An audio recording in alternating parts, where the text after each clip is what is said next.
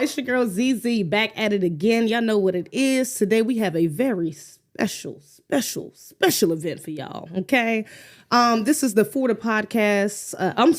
Culture podcast event. Okay. You know that we are here with two very good brothers and myself. Okay. So I'm going to let them introduce themselves. Afro, why don't you go first? Brothers and sisters, it's your brother Afro Elite here. Representing for the culture like we always do, and we're going to set this precedent, set a new level, set a new tempo and a new formula that is going to change the game essentially. Okay, so you guys are in for a great event. All right, we've been planning this, we've been working on this, and today is the day that we're recording this, and when you guys see this, it will be mind-blowing. And I'm so excited for you guys to see it, okay? Represented hashtag FBA, Foundational Black American Culture. B1. All day, every day. Man, first off, I got to send a salute out to both of these people right here that have been holding us down, Foundational Black Americans. We are doing something completely different. This is monumental. Everybody make sure you tap in. This will not be the last time you see us, but today is going to be extra special, something for the culture, something that we're going to always remember. So make sure that y'all all tap in, subscribe to us ahead of time, and make sure you enjoy. So turn the speakers up, get you some popcorn, sit back and relax, and let's break down everything that's going on with our culture inside and outside. Yes, indeed. Absolutely. And so to get things started, of course, you know, we are all pro-black. We are all B1. Okay. And FBA at that on top of that. And our culture is very special. Our image is very important to us as it is to any group. But we are a special group, and because of that, we are attacked in every angle possible, okay? We understand the system that we're in and some of the tactics they use. And one of them is, a big part of it at least, attacking our image, okay? And one aspect of that is how black men, we're going to get into black men and black women, but we're going to start with black men, how black men are portrayed, okay? Right now, there's a big push to effeminize black men. There's always been that. We know that. But a part of that is even just like subtly in the way they dress. A lot of the social media influencers, the rappers, we got the nails painting, they wearing purses, they wearing skirts, we got the hoochie daddy shorts. It's egregious, okay, to say the least. So how do you think, first of all, how do y'all feel about it? We'll get into that first because y'all are black men. How do y'all feel about the imagery that is being pushed for especially young black men today? I believe that the main problem that we're facing right now in our community in terms of trying to take the black man and turn him into a black woman and trying to take the black woman and turn her into a black man, the main problem that we have with that situation is they know that's how you mess up the black family. If you go after the black man individually or the black woman individually, you're taking down the black family collectively. So this is something that we have to stop. And one of the main things they try to use is entertainment. So entertainment in terms of hip hop music, R&B music, pink fingernails, lavender fingernails, purple fingernails. Anytime you see this, you can understand that it's not just about the individual that is being affected by it. It's about all of us. So we have to be very, very careful, and we have to watch this type of stuff because that type of energy is the type of energy that brings down the black family as a whole. So I believe that we have to, basically stay true to our tradition. And anytime we remove ourselves from our traditions and we start going into other things, that's the type of the nonsense that ends up folding us up. So yeah, I've been having my eye on it as well as all of us have. And we just got to maintain, nothing beats that type of, agenda more than being pro-black family. Absolutely. Yes, that's true.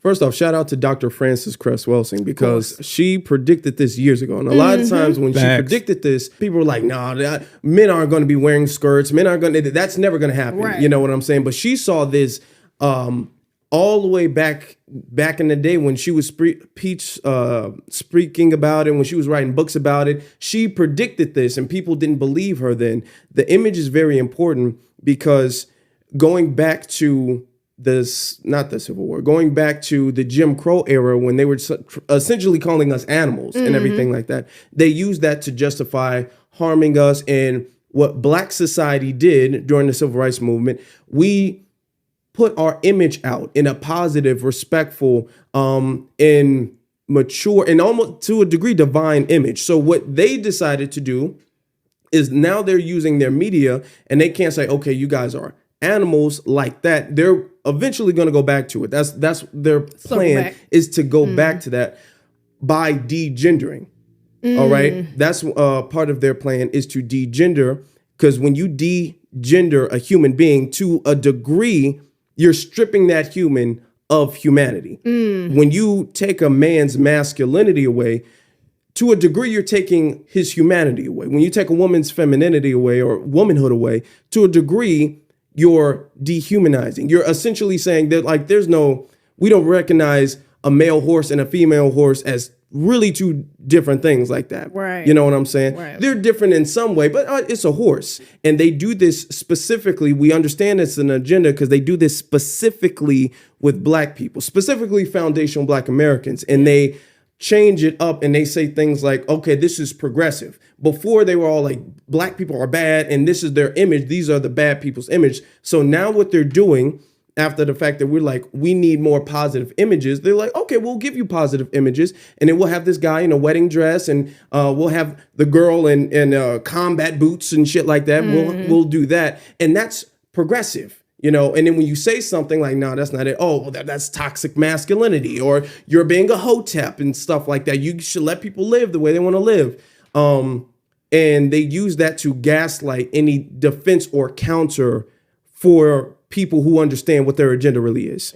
That is a huge way of how they attack Black men, Black people in general, because we about to get into Black women as well, because they do the same thing, or similar. But, not having a masculine figure as the image for our men, it weakens not only the men, but it weakens us. It looks us look weaker as a people in general, So that's a big tactic. I absolutely agree. But they also do the same thing they do similar things with women. It's more of a masculine thing. Like you said, they have the tomboys. They'll push the, more masculine behaviors. But then there's also the aspect of over-sexualizing, okay? We got the sexy reds. We got the Sukis with the good coochies. And that brings a totally different image than what we are and what we want to be, what we strive to be, especially our ancestors and our elders. It's completely different from our culture, and so although we do have those anomalies, or we got the minority of our group that is degenerate or over-sexualized, that is not the representation for all of us, especially as Black women, but that is the push that they choose to that put at the forefront of our image for Black women, because they want us to be seen again. They want to dehumanize us. They want us to be seen as just a horse. Well, why do they need to be protected if they're loose? They want this is the energy that they want. They don't want to be protected. They don't want to be feminine. They don't want to be a wife. They don't want to teach their children. This is not at the forefront. This is not at the top of their priority list. Although it should be, and it really is. For the most of us. I know a lot of women who are grievously offended by that, who take that, especially that being postered as the image or the representation of them as Black women, to high degrees of offense. Okay, I know that. And then there are some who, unfortunately, they go out of their way and be like, oh, why is this that big of a deal? You guys are looking too deep into it. Anytime a Black woman says, okay, this is wrong, you shouldn't be out here doing this. There's videos of some, and of course they're not the representation, hood rats on tables in restaurants. And then when Black women be all like, you shouldn't be acting like that, they get called a pick-me. Right. Oh, why are you a pick-me? Why are you, you just want a man, and it's stuff like this. So it's a lot of the people who do stuff like that. And then there are Black women who push against it, but the dominant society elevates the degenerate class. They elevate the Suki Hanas. Exactly. They give them these big platforms and these big channels. When the pick me, quote unquote, women who push against it, they have a hard time getting their message out. Their message is shadow banned. Their message is taken down in some cases. Yep. I can attest to that. Yes. So anytime you see a Black woman standing on what the culture should be and how they should be represented, you see the powers that be silence her and elevate the woman who all like, it don't matter, shake your ass, and you know what I'm saying? So you see that. A lot of women take offense to that, and then some women just like, I don't want to deal with it.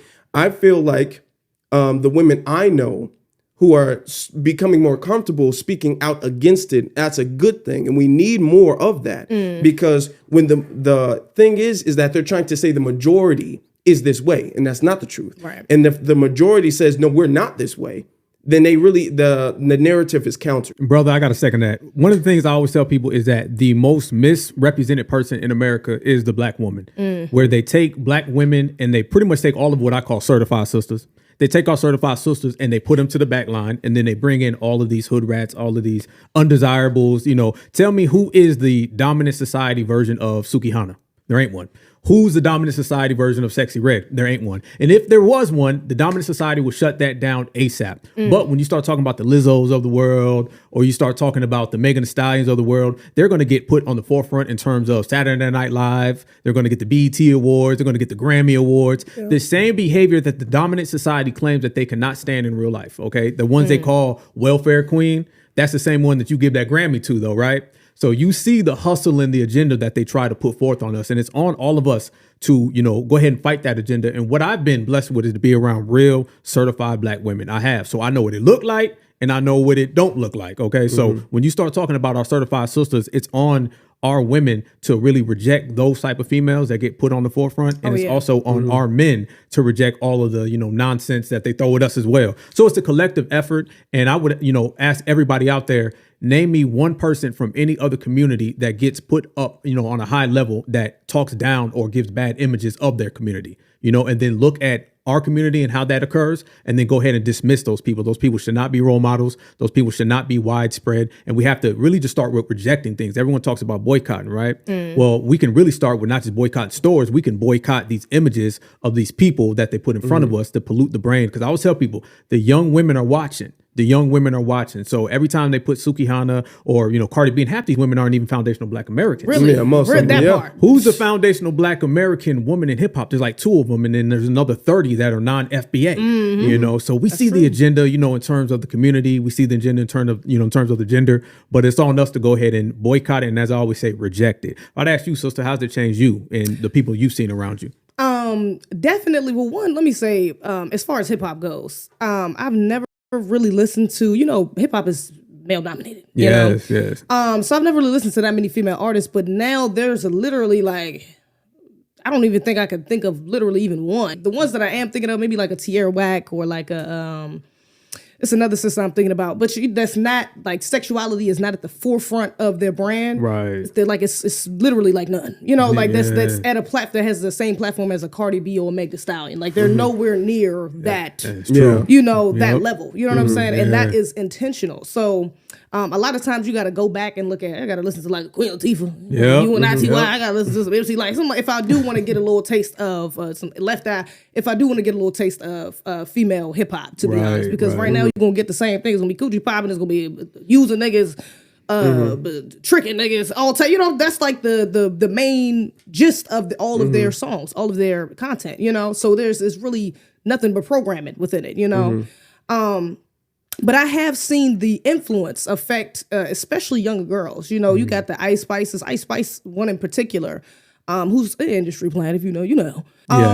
But she has had a huge impact on young girls. You know, I have nieces and nephews as well, but my niece is one of my oldest niece. She listens to her music all the time, you know, and then I start to see her pick up the mannerisms and, you know, so children are very easily influenced, you know? And so when they see these images and they're propped up and they're getting, she's getting all this attention from the men, she's getting all these stamps from the women as well, then they think that that's the goal to get there, you know? So now it makes my job harder, or my sister's job, the mothers in my family jobs harder to push them to be righteous, you know, because now it doesn't look cool. Now it looks like you're the lame girl, you're coy, you're a prude, you know. That doesn't look like the way to go, especially when you get to that age. My oldest niece is like 11. So she's getting towards the age of boys, you know, understanding, you know, relationships and stuff like that. She goes to a public school. Some of the little girls in there faster, you know, some of them LGBTQ, you know, that's another thing they push as well. These female influencers, they pushing the lesbianism hard, all right. I mean, even if it's not like straight up lesbianism, it's like something surround, like it's still in the realm of it. They kissing girls, you know, they rubbing on each other. They, you know what I'm saying? And it's like, even if they're not, they could have husbands, you know. Cardi B is married, but look at the music video with her and Megan Thee Stallion. You would think that they scissoring in one of their last videos, you know. It's like Like, what? This is not normal behavior. You don't kiss your friends. I don't kiss my girlfriends. That's weird. Yeah, right. But this is something that's being normalized. They're trying to normalize, and so that affects the minds heavily of our children because now they're looking like, oh, well, this is okay. This is normal. This is so I can date a boy. I can date a girl. I could dress like this and still get all the men I want, still get all the attention I want. Oh, this is okay. And they're not realizing the long-term effects that shout out to Kevin Samuels, you're going to end up buying a dog and dying alone. Okay? Or you're going to end up with a simp. Or you're going to end up with a Negro who's not in a position that you want him to be in, because you're not in a position that a man that you want to be in, you're not it. You're not a wife. You've been programmed to be a whore. But let me say, some of the women I know now that's around my age, they're not even prioritizing. A lot of them aren't prioritizing family. If they do have children, they're not prioritizing teaching their children because they're caught up in the club culture. They're caught up in the whore culture. They're caught up in the, things that don't really, I'm not going to say they don't matter, but aren't a part of what we need for the culture to progress us, especially for our children, So that's a heavy part of the importance of why our image has to be corrected. It has to be, we need a divine feminine image, just as well as we need a divine masculine, and then that kind of pours into dating, because now we got, again, like I said, women I know, they're not prioritized. You got women out here who think like men, not to say that men shouldn't have discipline. But they're like, I could just F him and leave, I could have him get some money and be out. Or we could just, we can have an exchange. I give him sex, he give me money, we good, and they don't even realize that the basis of that's prostitution, but have you seen that? Have y'all seen that as far as, aren't you married? Yeah. Okay. Have you, how long you been married? Oh, 2 years. 2 years? Yeah. So you ain't been out the game that long. No, fresh out the game. Okay. Fresh out. You ain't been out the game that long. How has y'all experience been as far as dating? Have y'all seen that seep into your dating lives? Well, I tell people all the time, the best thing is for a lot of people to get the hell out the game. You know what I mean? And this is what you're seeing. A lot of people now say, man, I'm glad I'm out. This game is egregious. It ain't what it was when our parents grew up, or our brothers, or our cousins, or our sisters. So it's been hell for a lot of people. And a lot of folks who either don't prioritize it, or the people who do prioritize it, they get their stuff and then they leave. And it's just talking about, the degradation of the dating culture. And once again, if you look at the dominant society, you don't see this. You know what I mean? You got some of it going on, but it's not just about attacking a gender here, attacking another gender. And then as we speak of the domino effect, look what we speak about gender, and look how many different areas that goes into. That goes in everywhere from little girls to little boys, marriage, dating, boyfriend, girlfriend. It's all across the spectrum. As you say, the dominant society is very intelligent when it comes to anti-Black racism. Yes. They may not know what 2 + 2 is. They may think 2 + 2 is 37. Okay. But they will come up with an elaborate plot to bring down foundational Black Americans. So it's all on us in the dating world to go ahead and end all of that. So yeah, I've seen it all. And like a lot of people have been saying, it's a agenda that's been put upon us, and it's also going downhill fast. So those of us who stick to principles and tradition typically will be the ones who make it out good or make it out well. But those of us who don't, good luck. No, I'm just playing. But for real though, like let's keep it real. But it's a game, brother. How you feel about it? Okay. I just want to second the point you said. As far as the dominant society, first off, there's all this infighting. I wanted to say that right now. All this infighting, all this disagreement. The only thing that they agree is that they hate Black people. Yep. That's the only thing. Ukraine, Russia, they sitting up, they're blowing each other up. They still racist to Black people. So that's the thing that they all agree on. So that's the thing that they sit down and discuss how to break stuff up. And now I'm glad that you brought that point up, because it has been especially difficult for me because of what I do and what I talk about, and my level of, I would say, even though I don't like using this word, like level of consciousness or awareness, it kind of is off-putting to a lot of people. You know what I'm saying? Who's not really on this type of frequency. And now you have like different podcasts and stuff out that, once again, the dominant society really does promote, like the Fresh and Fits and stuff like that. The millions of subscribers, they're in there. All women are whores and all that stuff, and you should never get married under any circumstances. Then exactly. Then you got Cynthia G. Be like, Black men are terrible, date white men. So and the dominant society gives them millions of subscribers, millions of views, millions of this. They mess all of our channels up. We get videos taken down, copyright strikes for nothing. Right.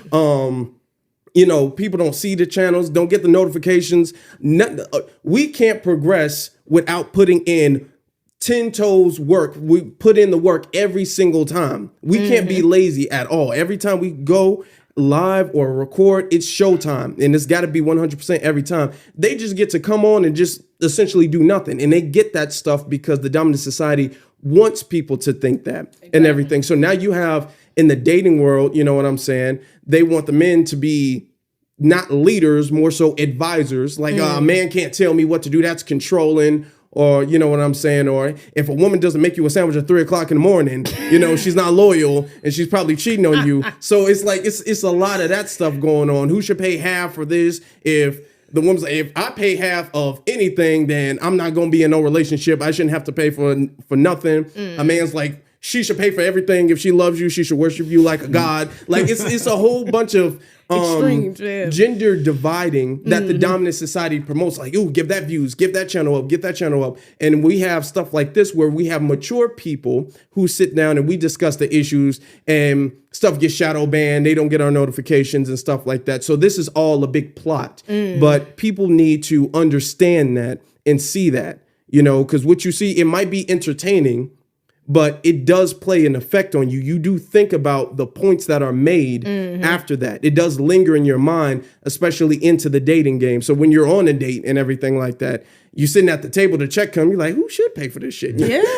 that's real. So it's like that. Nah, that's real. And I'm glad you brought up, you know, the Cynthia G's and the Fresh and the Frauds and Flimsies, because those it's crazy. You know, a lot of times I don't like to bring stuff outside of the internet. You know, I'd like to leave the internet where it's at, but the internet is so accessible. It's not the same as it was when we had dial-up. People had to get on a computer. People didn't have internet right on their phone. Like, people wake up in the morning and the first thing they see is, this nigga didn't pay for my, he used a credit card to pay for my food. He broke. He ain't got no money. Like, I just seen a woman literally talking about that. You know what I'm saying? And so that programming, even if you are, and I'm somebody that's conscious of this, I love black men. You know what I'm saying? I love black people. I know I'm going to marry a black man. FBA. Okay.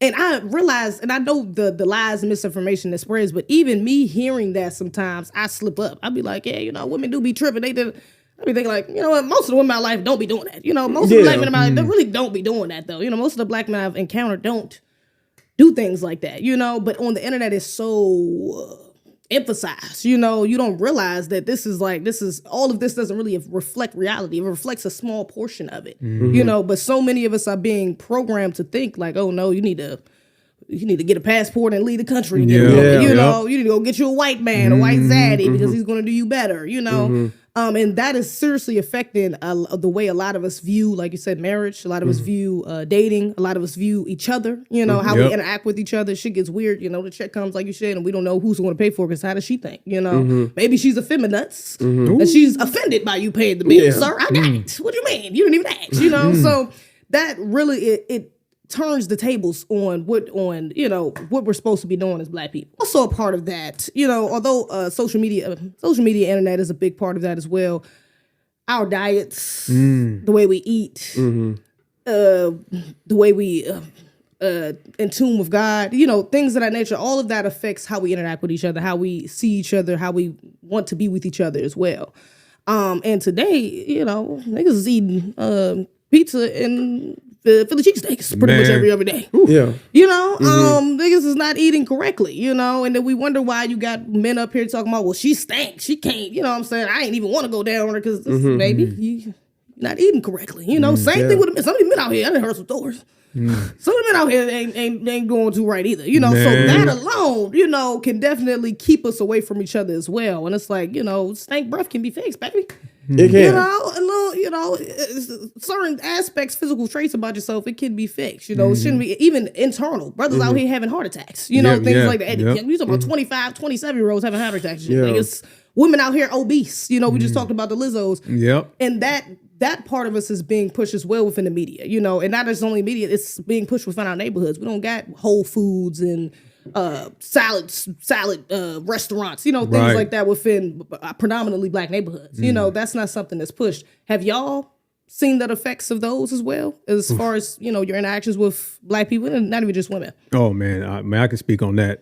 The average, you know, person that they put on television is living an unhealthy lifestyle. We all know health is wealth. And that's why I'm loving everybody saying that nowadays. That's catching on. We got to take terms and we got to continue to push them forward, okay? We got to get rid of old terms and put in new ones. But, you know, when they feed us the fast food, they feed us the local corner store, we got to remember who's selling us this stuff. You know, it's either the dominant society and these multi-billion-dollar corporations, or it's these local, what we call muck stores. And they're owned by people who are non-FBA, non-black. They come over here, they get grants, and they sell us poison in our neighborhoods, from liquor all the way to the candy bar. So we all understand that. So we got to focus on our health in terms of how we eat. But it's a mentality, though. It's a mentality. You know what I'm saying? When you know better, you do better. So we got to focus more so on the way we eat, the way we think, exercising. Because if you don't take care of yourself physically, you ain't going to be here to take care of nothing. All right. So we have to understand that in order to be pro-black, you got to be pro-self if you're black. OK. And if you're pro-self, then you got to take care of yourself. Right. All right. So this is something that we've learned, because we've all seen the diabetes, heart attacks.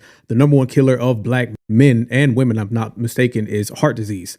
And a lot of that goes back to the food that we eat. So there's so many people out there right now. You can look, you can learn, that are out there teaching us how to eat right, exercise well, mentally, physically, spiritually, mind, body, and soul, the whole pantheon. So we got to learn from that type of stuff and just work on yourself. Be the best you. And that starts with taking care of your inside. If you take care of your inside, you take care of your outside, you take care of your top, you take care of your bottom, vice versa. So that's what we got to really focus on. And I know in Chicago, brother, because I'm from Ohio. And they live off fast food, every corner store, family. Yeah, they everywhere. Yeah.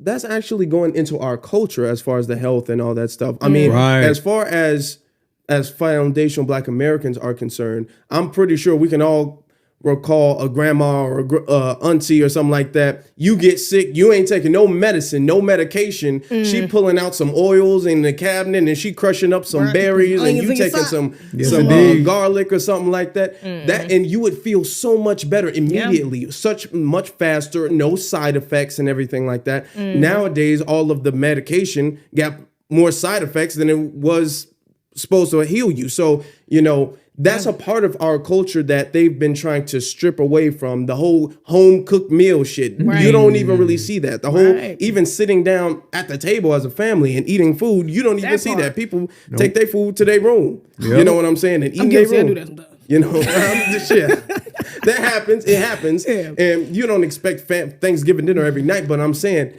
that's a part of our culture that we really do have to get back to. That's true. I remember I was like 16 years old, and I was talking to my dad. I was like, I don't know why I feel so sleepy all the time. I'm just, I'm really tired a lot.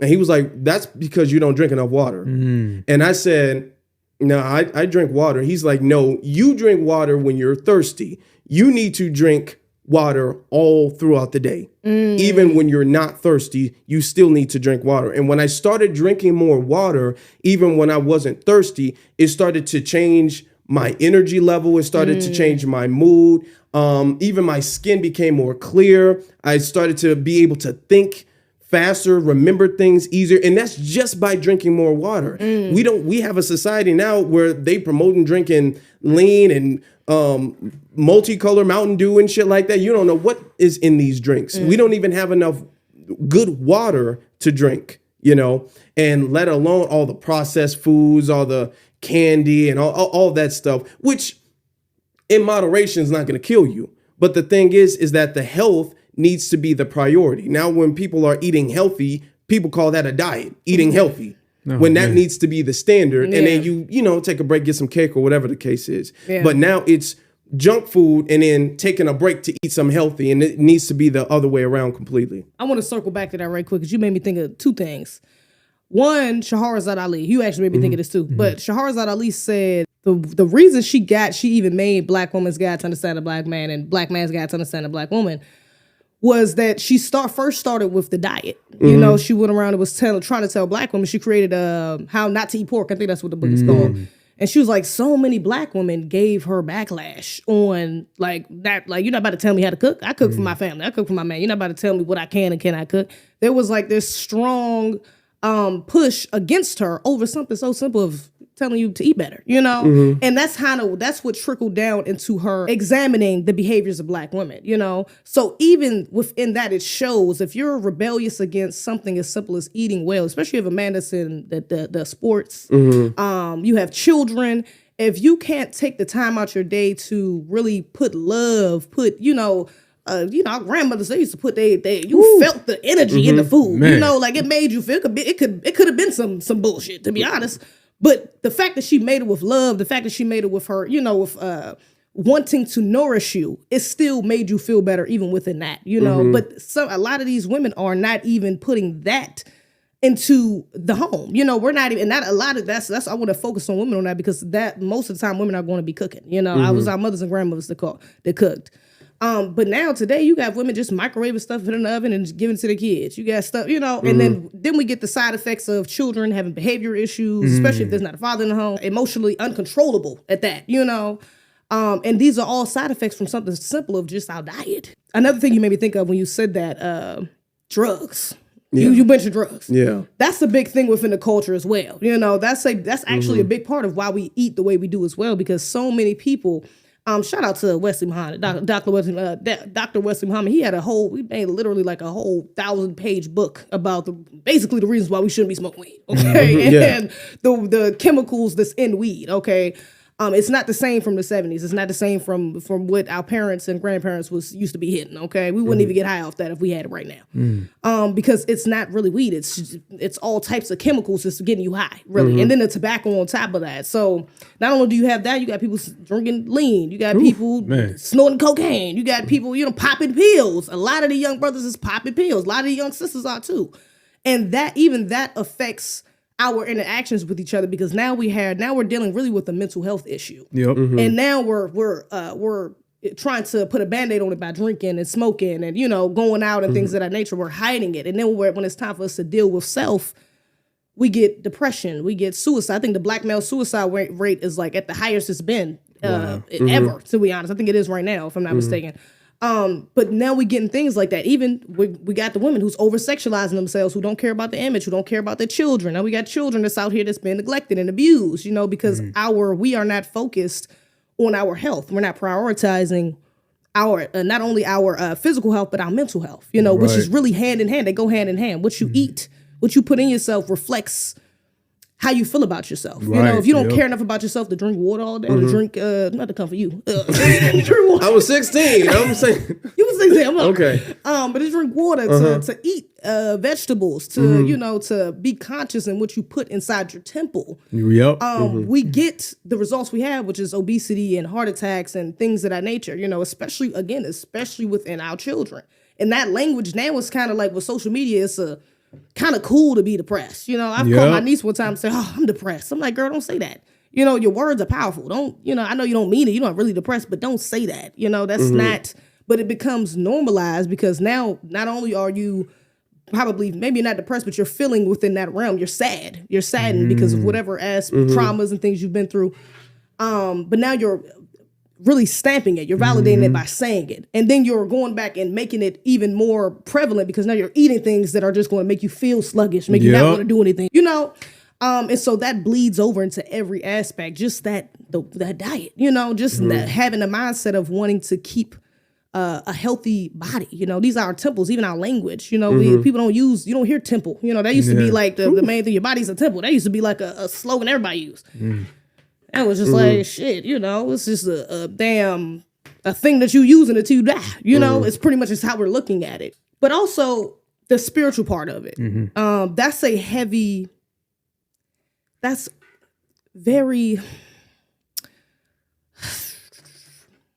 a very important reason why our people are having so many issues today. Of course, we got some white supremacy, of course. And this is actually a part of system white supremacy, because white supremacy is not just a physical thing. It's not just media and food, and it's a spiritual warfare as well. They don't want us to be connected to God. They don't want us to know that we are gods. Okay. And so you see that as well.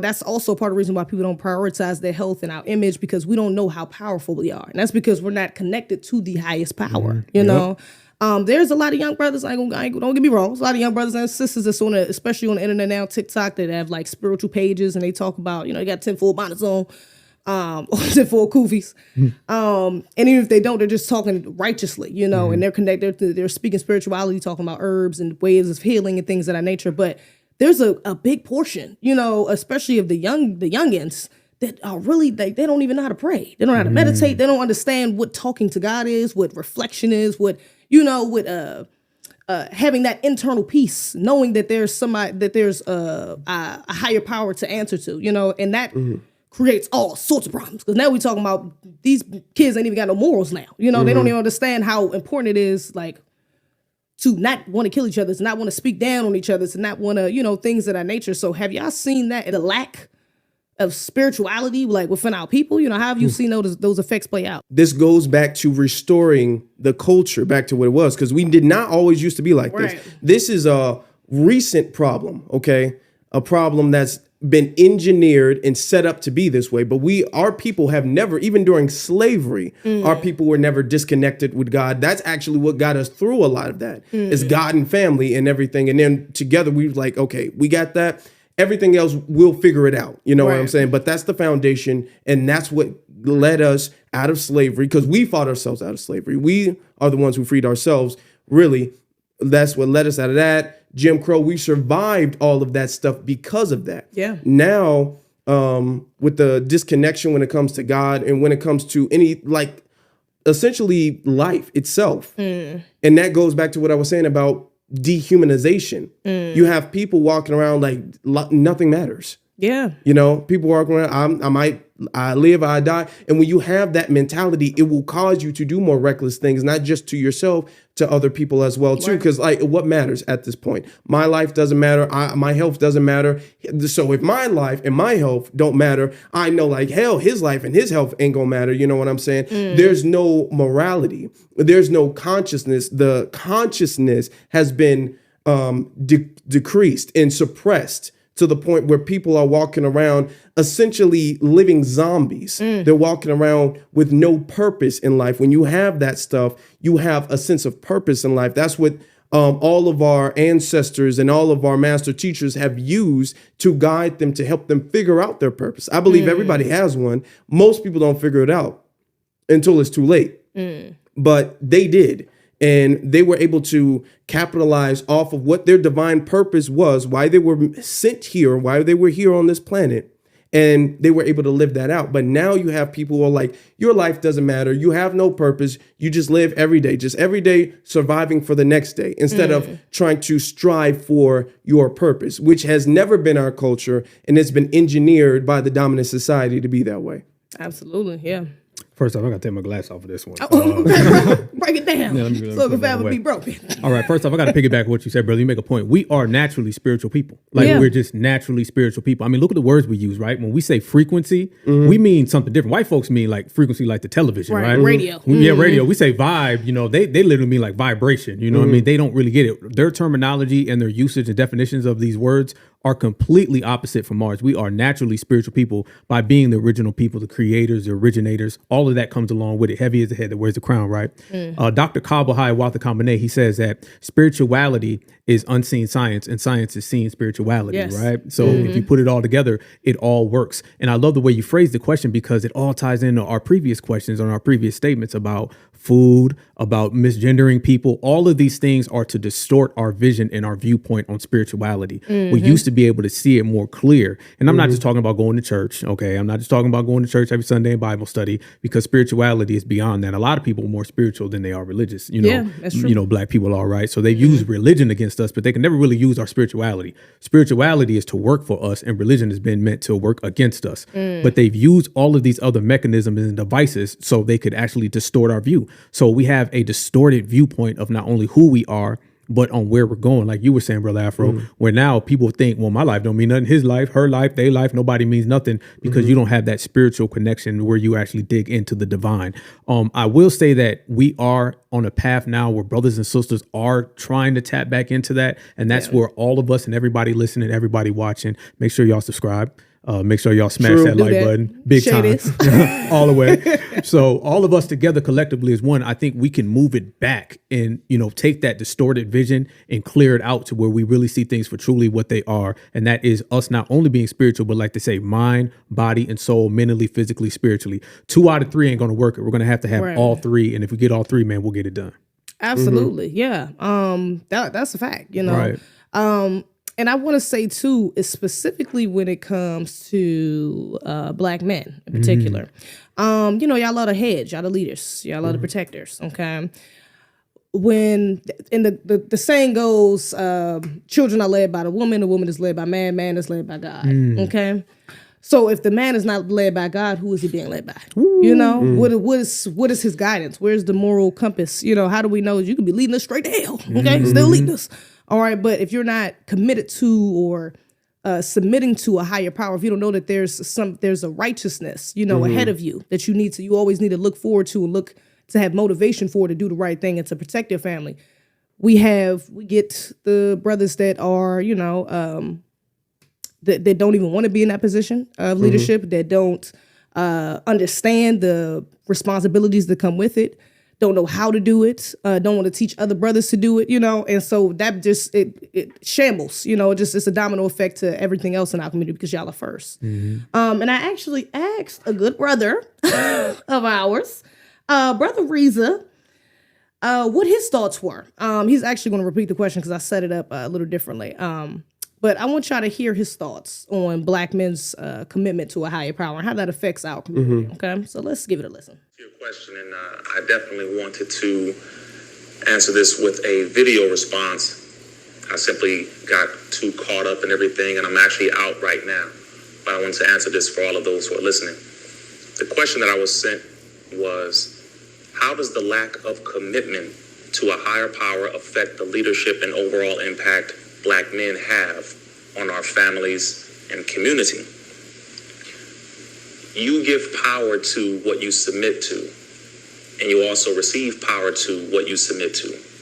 One major problem is when we refuse to submit to a higher power, whatever we wish to call it, the Most High, Allah, God, Jah, whatever it is, we have no choice but to submit to something lesser than. So we tend to submit to an ego. We tend to submit to some other desire, whatever it is that we feel will suffice. But those who submit to a higher power seem to have an endless supply of mental, spiritual, emotional, and even sometimes physical stamina. When we die, then our motive dies with us, the movement dies with us. But if we submit to a higher power, the movement will never die. So we have to tap into that unlimited source of energy, unlimited source of inspiration, direction, and movement in order for us to be truly successful as men. That is how this goes. All of our leadership who did that were more successful than those who submitted to ego, who submitted to, oh, it's just me, y'all follow me. So as Black men in our community, we have to make sure that, again, whether if we choose to go into a building, a spiritual building, a mosque, a church, or what have you, that's one thing. But choosing to submit to that higher power is something that should be non-negotiable if we want to be as successful as possible. It's easy to submit to an ego, but it's hard to submit to God. Our lack of discipline is our problem, and our lack of discipline will be our downfall. Ooh. That man. Fire. You think he wrote it down, but I bet you it came straight off the dome. It was off the top, for sure. It had to be. What's your reaction to that?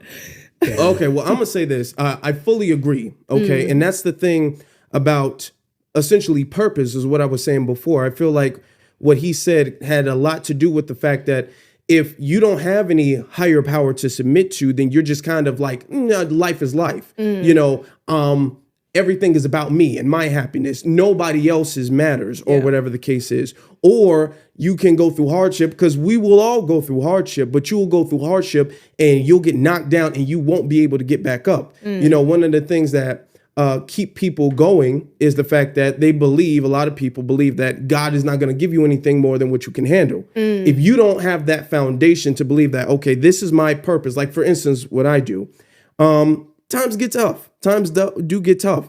But I believe that this is my God-given purpose for this world. You know what I'm saying? So this is what I'm here to do. So I'm like, okay, God wouldn't give me this purpose if I couldn't do this. So I can do this. I'm going to have to get over this hump somehow. You know what I'm saying? If I don't have that foundation, another version of me might have quit years ago. You know what I'm saying? And that's what he's saying. The stamina, the spiritual stamina when it comes to withstanding hardship, a lot of people base that off of, their divine purpose or belief in higher power, belief in God or something like that. Yeah. And believing that God is eventually going to give me the ability to go through. Now he's going to fix everything, but he's going to give me the ability to climb over this hump or through this hurdle or through this obstacle to some degree like that.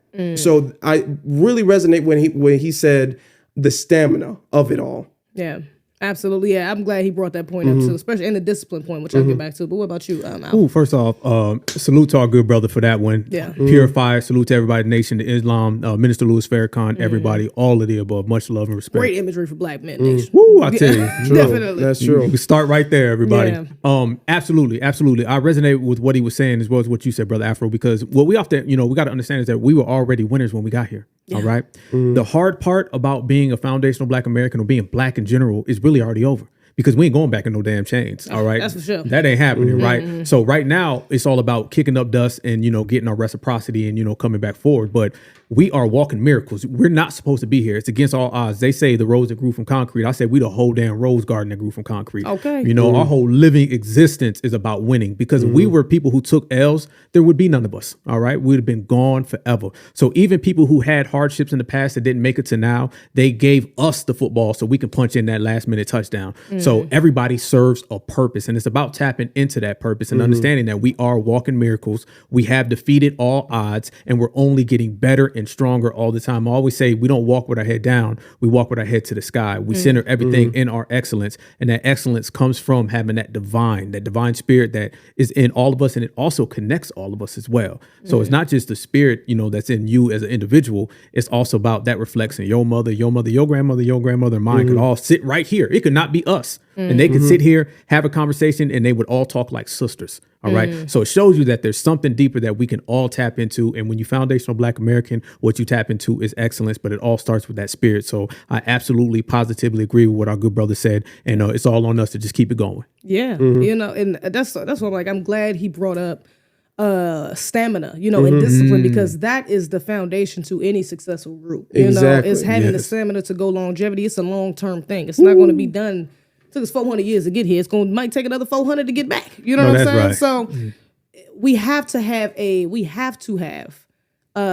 spiritual stamina, and we have to have discipline, and especially as Black men, as y'all being the leaders, you have to set the tone. You got to set the example. If you're undisciplined, which it's a lot of brothers that are, younger brothers at that, and that ties back into mental health and things of that nature. But definitely, as far as a spiritual aspect is, if you don't have the consistency to make sure that you're talking to your whatever higher power you believe in, you're talking to a God, you're reminding yourself of who you are, you're reminding yourself of you're not just this physical world, this is more than this, what I'm saying? This is, again, it's a spiritual warfare. We get some of the results that we have now, which is some of the brothers who can't even find their purpose. I'm glad that you said that, that this is a God-given purpose. So many brothers, they won't even stay consistent or be disciplined enough to find their purpose. Yeah. Because they've tried this, they tried that, it didn't work out. Well, whatever. You know what I'm saying? I'm just smoke a J and go to sleep. You know what I'm saying? I'm gonna do whatever, when it should be a consistent, like, I have to find out why God put me here. I have to find out what do I need to contribute to this world? This is not just for me, but again, for your family, for my children, for my legacy, for our people in general, and most of all, for the Most High. It's for a higher power, and so that's a major thing within our community, is not understanding the importance, that we've lost. We need to get back to, that we've lost our spiritual connection to God, and we have to get back to that, especially as women too, because that affects the children, Can I, before we go, let me piggyback off of that. And I feel like that, what Rizzo was just saying and what we've just been discussing, that essentially is the foundation of everything that we talked about before, the discipline, as far as the food you're eating. That's not motivate. You don't get motivated by eating a salad. You don't get motivated by eating fruits and berries and all that stuff. But that's the discipline in that. When you see, I could eat this broccoli, or I can, sit up there and eat these French fries or whatever, and you decide, you have the discipline. My father told me discipline is essentially the will to do something and the will not to do something. That's essentially what discipline is. The ability to control yourself. When you have that, when you have the discipline, you will be eating healthier. You will be drinking more, exercising more. When you have that guidance, that will essentially change your relationship, because now we got a lot of people in relationships like, you know what, I like her. Let's get together. And instead of having, we're both on a mission, we both have the same frequency. So we're going to be together and make something work. You know what I'm saying? And we'll like each other along the way. You know what I'm saying? Because that's why a lot of people split up. Like, yeah, I don't like him no more. I don't like her no more. Yeah, it's about me. So I'm leaving. You know what I'm saying? Yeah. But when you have a mission, now, like our culture has, you know, always been, well, we're going through hard times, but we on this mission together to the end. You know what I'm saying? That's that spirituality. That's that grounded discipline that we used to have that we need to get back to. No, that's a fact. Yeah, that's a fact. And especially with dating, you know, even in the church, a lot of black men aren't in the church no more. You know, it's that's kind of a thing now. A lot of black men are leaving the church or have left the church. And now it's just filled with a lot of single mothers and children, you know? So now you got single mothers making the reverend a fake husband, you know, or Jesus, their husband and the daddy. And it's like, that's not, they need a physical, you need the men in the church, you know? A big part of my consciousness is for my father. You know, my father's a part of the Nation of Islam. One of the main reasons why I was able to see like one of the first times I went viral was the whole Malik Yoba trans thing. One of the reasons why I knew immediately that was wrong, it was egregious, was because of my foundation from the Nation. You know, it was already put in me as a child, you know, that certain things were immoral. Certain things were to go against you, you know, wasn't in your best interest. And that being one of them, you know, understanding the anti-sexual, to Dr. Nellie Fuller Jr., understanding anti-sexual behavior, you know, is really an agenda to depopulate us, to again feminize men, to, you know, cause confusion in general. And so that alone, just having your father, a man in your life that is spiritually grounded, can change so many different aspects within the family, you know, because if you're a Muslim, more than likely, even if you don't marry a Muslim woman, your woman is probably going to either become a Muslim at some point, or she's going to follow along. In order to be with you, she's going to have to follow along at least the moral compass of Islam. You know, you're going to have to be in that realm. You know, you're not going to be out here eating pork and your husband's a Muslim. You know, he's not going to even want pork in the house. You know, and more than likely that's going to go on to your children. He's going to want his children to go to the mosque. He's going to want his children to probably go to a Muslim school and things of that nature. So all of that affects the entire family and the community in general when we don't have our men grounded. You know, it's important. You know, y'all are gods. Okay, we gotta know that. Okay.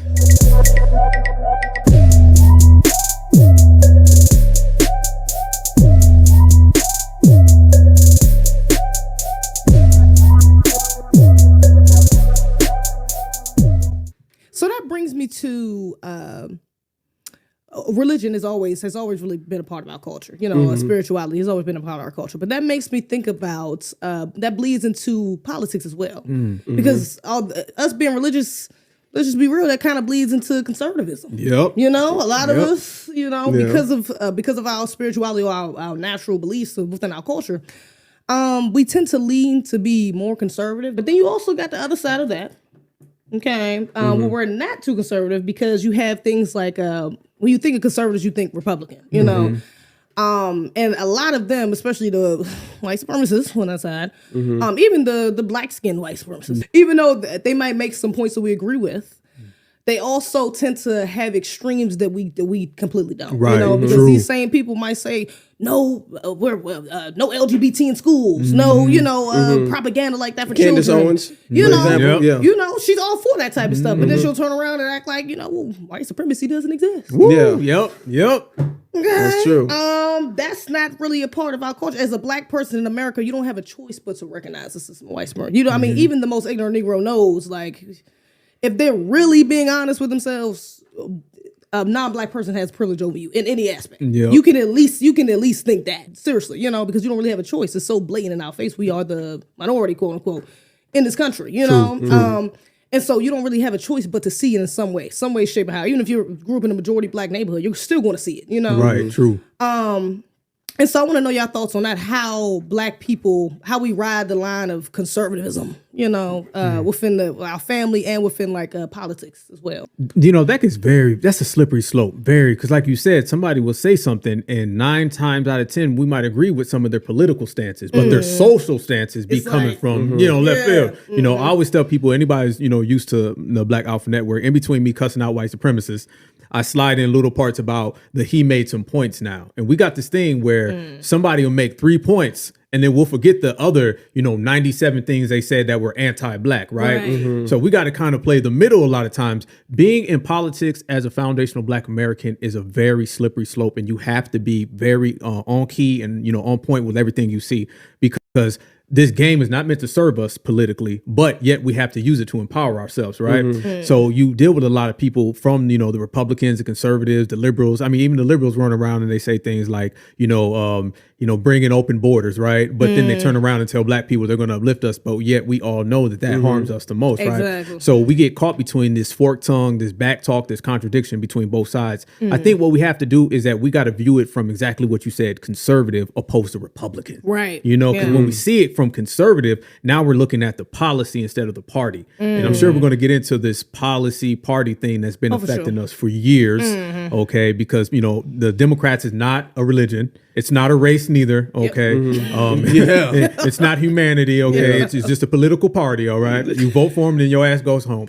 But in between, like the gun rights and, who can use bathrooms with kids and all those things, there's a lot of things that the people we vote for do not agree with us. But yet the people we may agree with in terms of that, they may say the most anti-Black things out there. So I think we just got to navigate it and break it down literally to the morsel and find out who's really speaking a complete pro-FBA stance and not just 2 or 3 things that we agree with on Sunday afternoon at 6. Yeah. Good point. I'm gonna say the word, and I like the way you said that. Okay, let's separate conservatism and Republican. Because a lot of people, we're conservative. A lot of people socially, a lot of foundational Black Americans socially in the House, they have conservative values, but they don't have those same things for the policy. You know what I'm saying? Because a lot of the conservatives, their thing is pretty much, America is fine. Black people need to stop complaining. White people are suffering. White people face racism. We need to help them. The thing is that when you look at the word and the meaning of the word, meanings of words are very important. Words are very, very important. Absolutely. Conservative. What are you trying to conserve? You know what I'm saying? When you look at us as foundational Black Americans and we say, we're conservative, we are trying to conserve a family value system, a system of, a neighborhood raising a child, where a child can go out and you have Mrs. Smith over here, you have Mr. Williams over here, and he's looking out. You know what I'm saying? We're trying to conserve that. We're trying to conserve a in-house marriage value, raising the kids' value, kids going to school, becoming successful. That's what we're trying to conserve. It segues and it intersects sometimes with some of the things that the dominant society, white supremacy says, oh yeah, we're trying to conserve that too. We don't want men going in women's bathrooms and everything. But what they're really trying to conserve is white dominance over Black people. You know what I'm saying? So that's where we separate. We're not trying to say everything needs to stay the same. We have always understood that even though this value system, our community's culture, we want to conserve that, but there is things in society we need to change. A lot of times with politicians, they say things that we agree with as far as the culture of conservatism. And then they'll say things like, well, he shouldn't have ran away from the police. Oh, he wouldn't have got shot. Or they'll say things like that. Oh, racism don't matter. Or why don't you guys pull your pants up? That's what they'll say, because what they're trying to conserve is white dominance and white subjugation over Black people. Yeah, that's a fact. And that's a part of the reason why so many Black people stay on the Democratic plantation. Okay? Because we'll hear like these people, conservatives, who come out and speak, and you're like, they almost got us. It's like, oh yeah, well, take LGBT propaganda out of schools, but also take race out of schools, take racial history out of schools. So now it's like, now we're in this trick bag because we're now with the Democrats, or with the more liberals. Let me say that.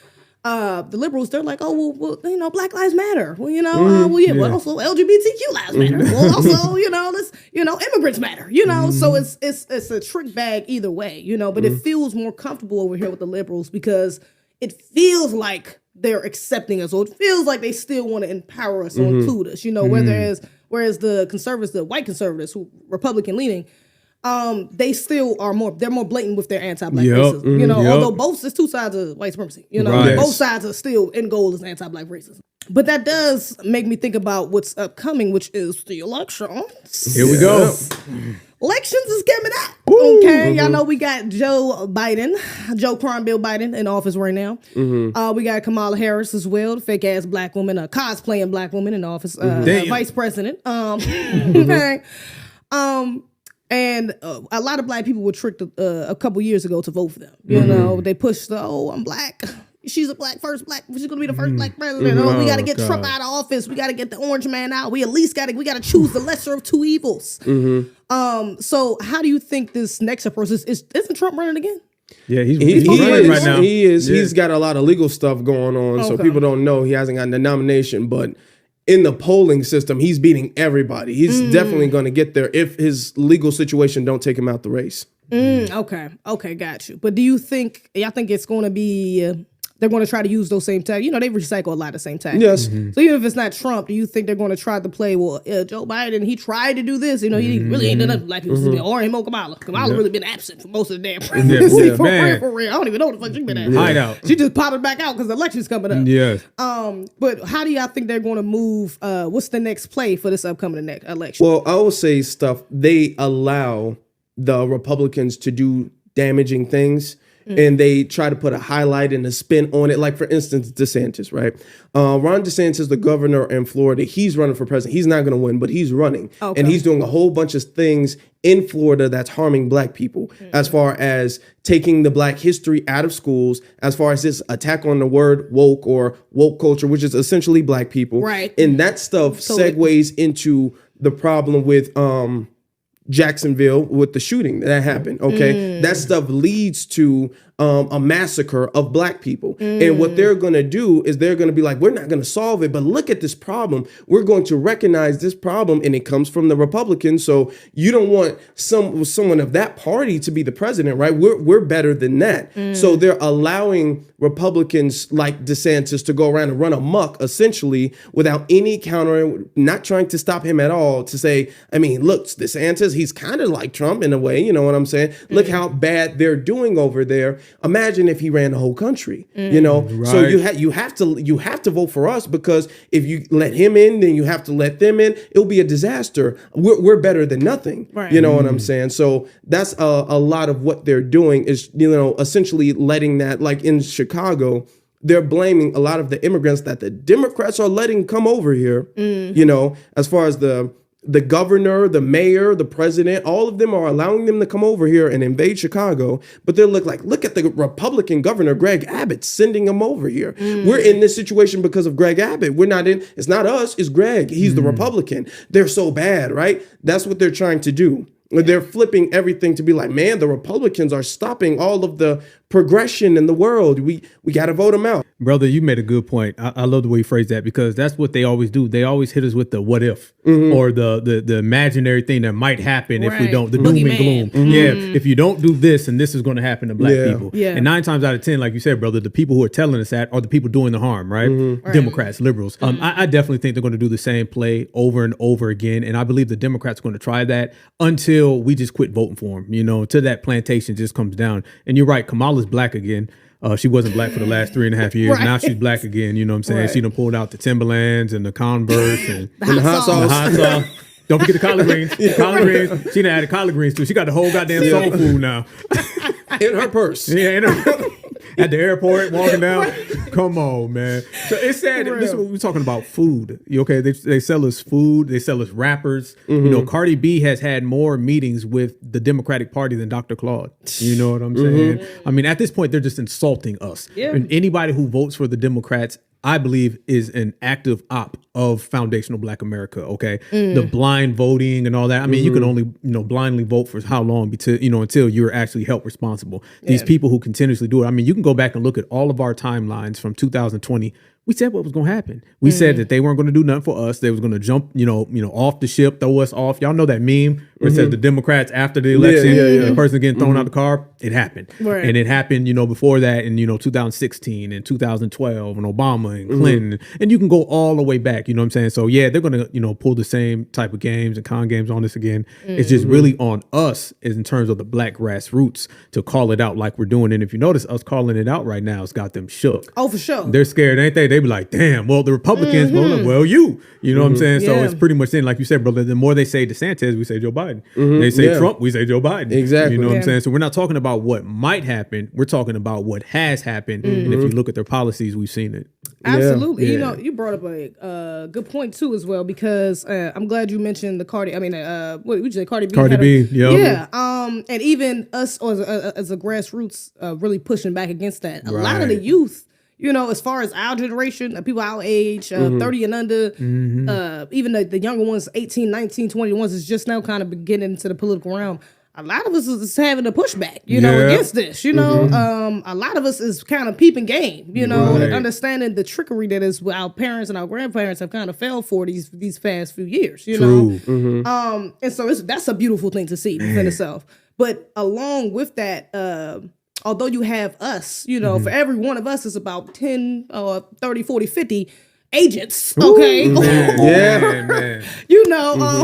With huge profiles and platforms. Come on, they pop up out of nowhere. Yeah. Okay, just happen to go viral. All right.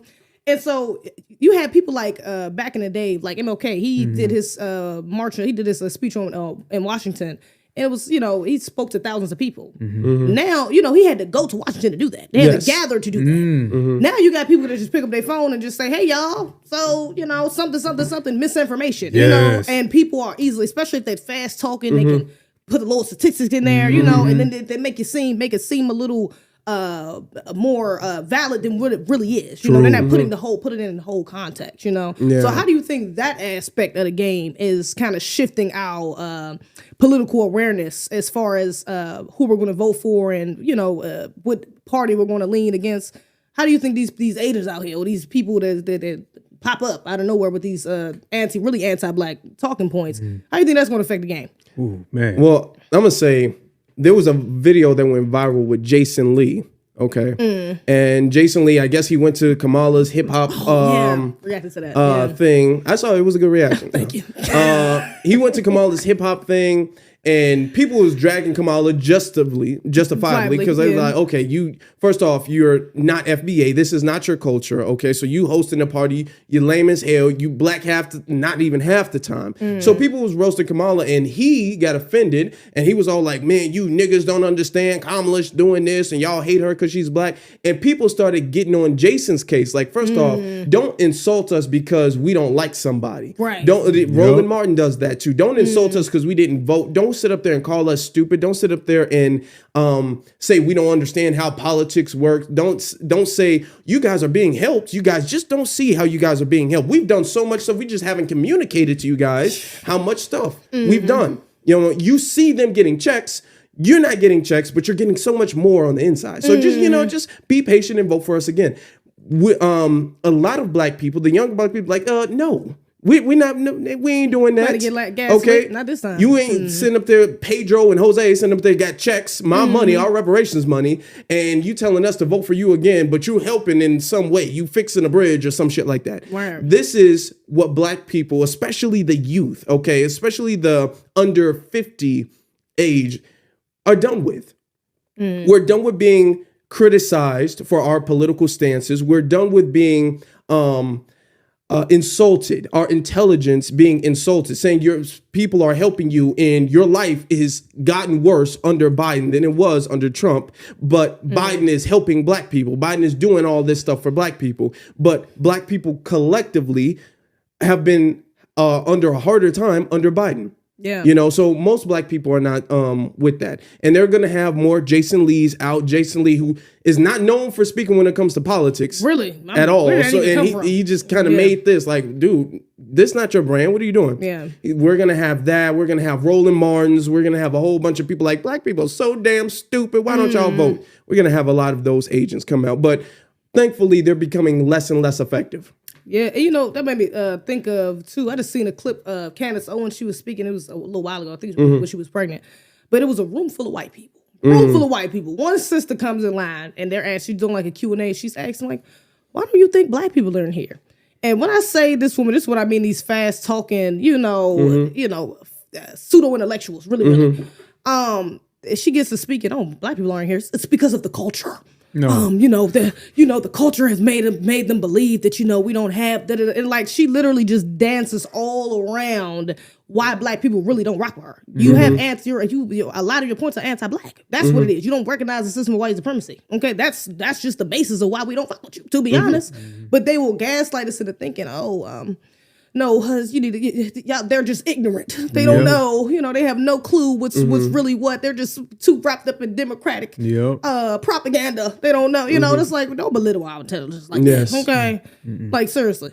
You notice that they don't ever talk to anybody else like that, right? Yeah. You know what I mean? And they're not going to do it. They're not going to do it. They only do that. Roland Martin only starts cussing and beep, beep, beep all over the place when he's talking to black folks. You know what I'm saying? Y'all stupid and all this stuff. In between KFC and Popeye's chicken, he finds time to, talk down on foundational black Americans, or just black people in general, because they think the Democratic Party is a religion or a race. Like, O.J. Simpson, you say, I'm not black, I'm O.J. And they basically all say, I'm not black, I'm Democrat.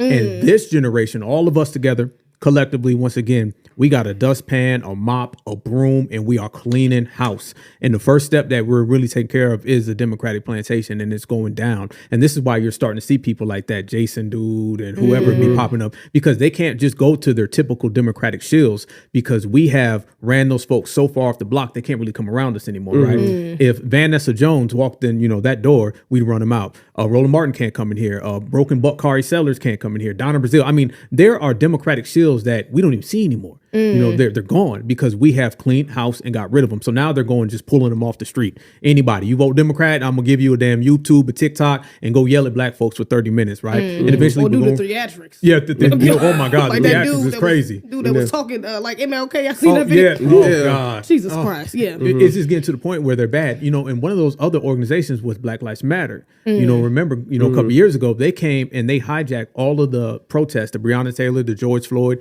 It went from black justice to vote for, Joe Biden, get Trump out of office. So they know how to bring in new people. But the beautiful thing is back in the old days, those new people would linger for 10, 20 years. And you'd see them and you'd damn near grow old with these people. Yeah. You know what I mean? Al Sharpton and Jesse Jackson. Now these folks is getting, Joe Biden. What do they get now? A summer? You know what I'm saying? You remember, what was it? The NFAC not fucking around with Scam Master Agent, what that last summer, you know what I'm saying? Black Lives Matter can't come around anymore.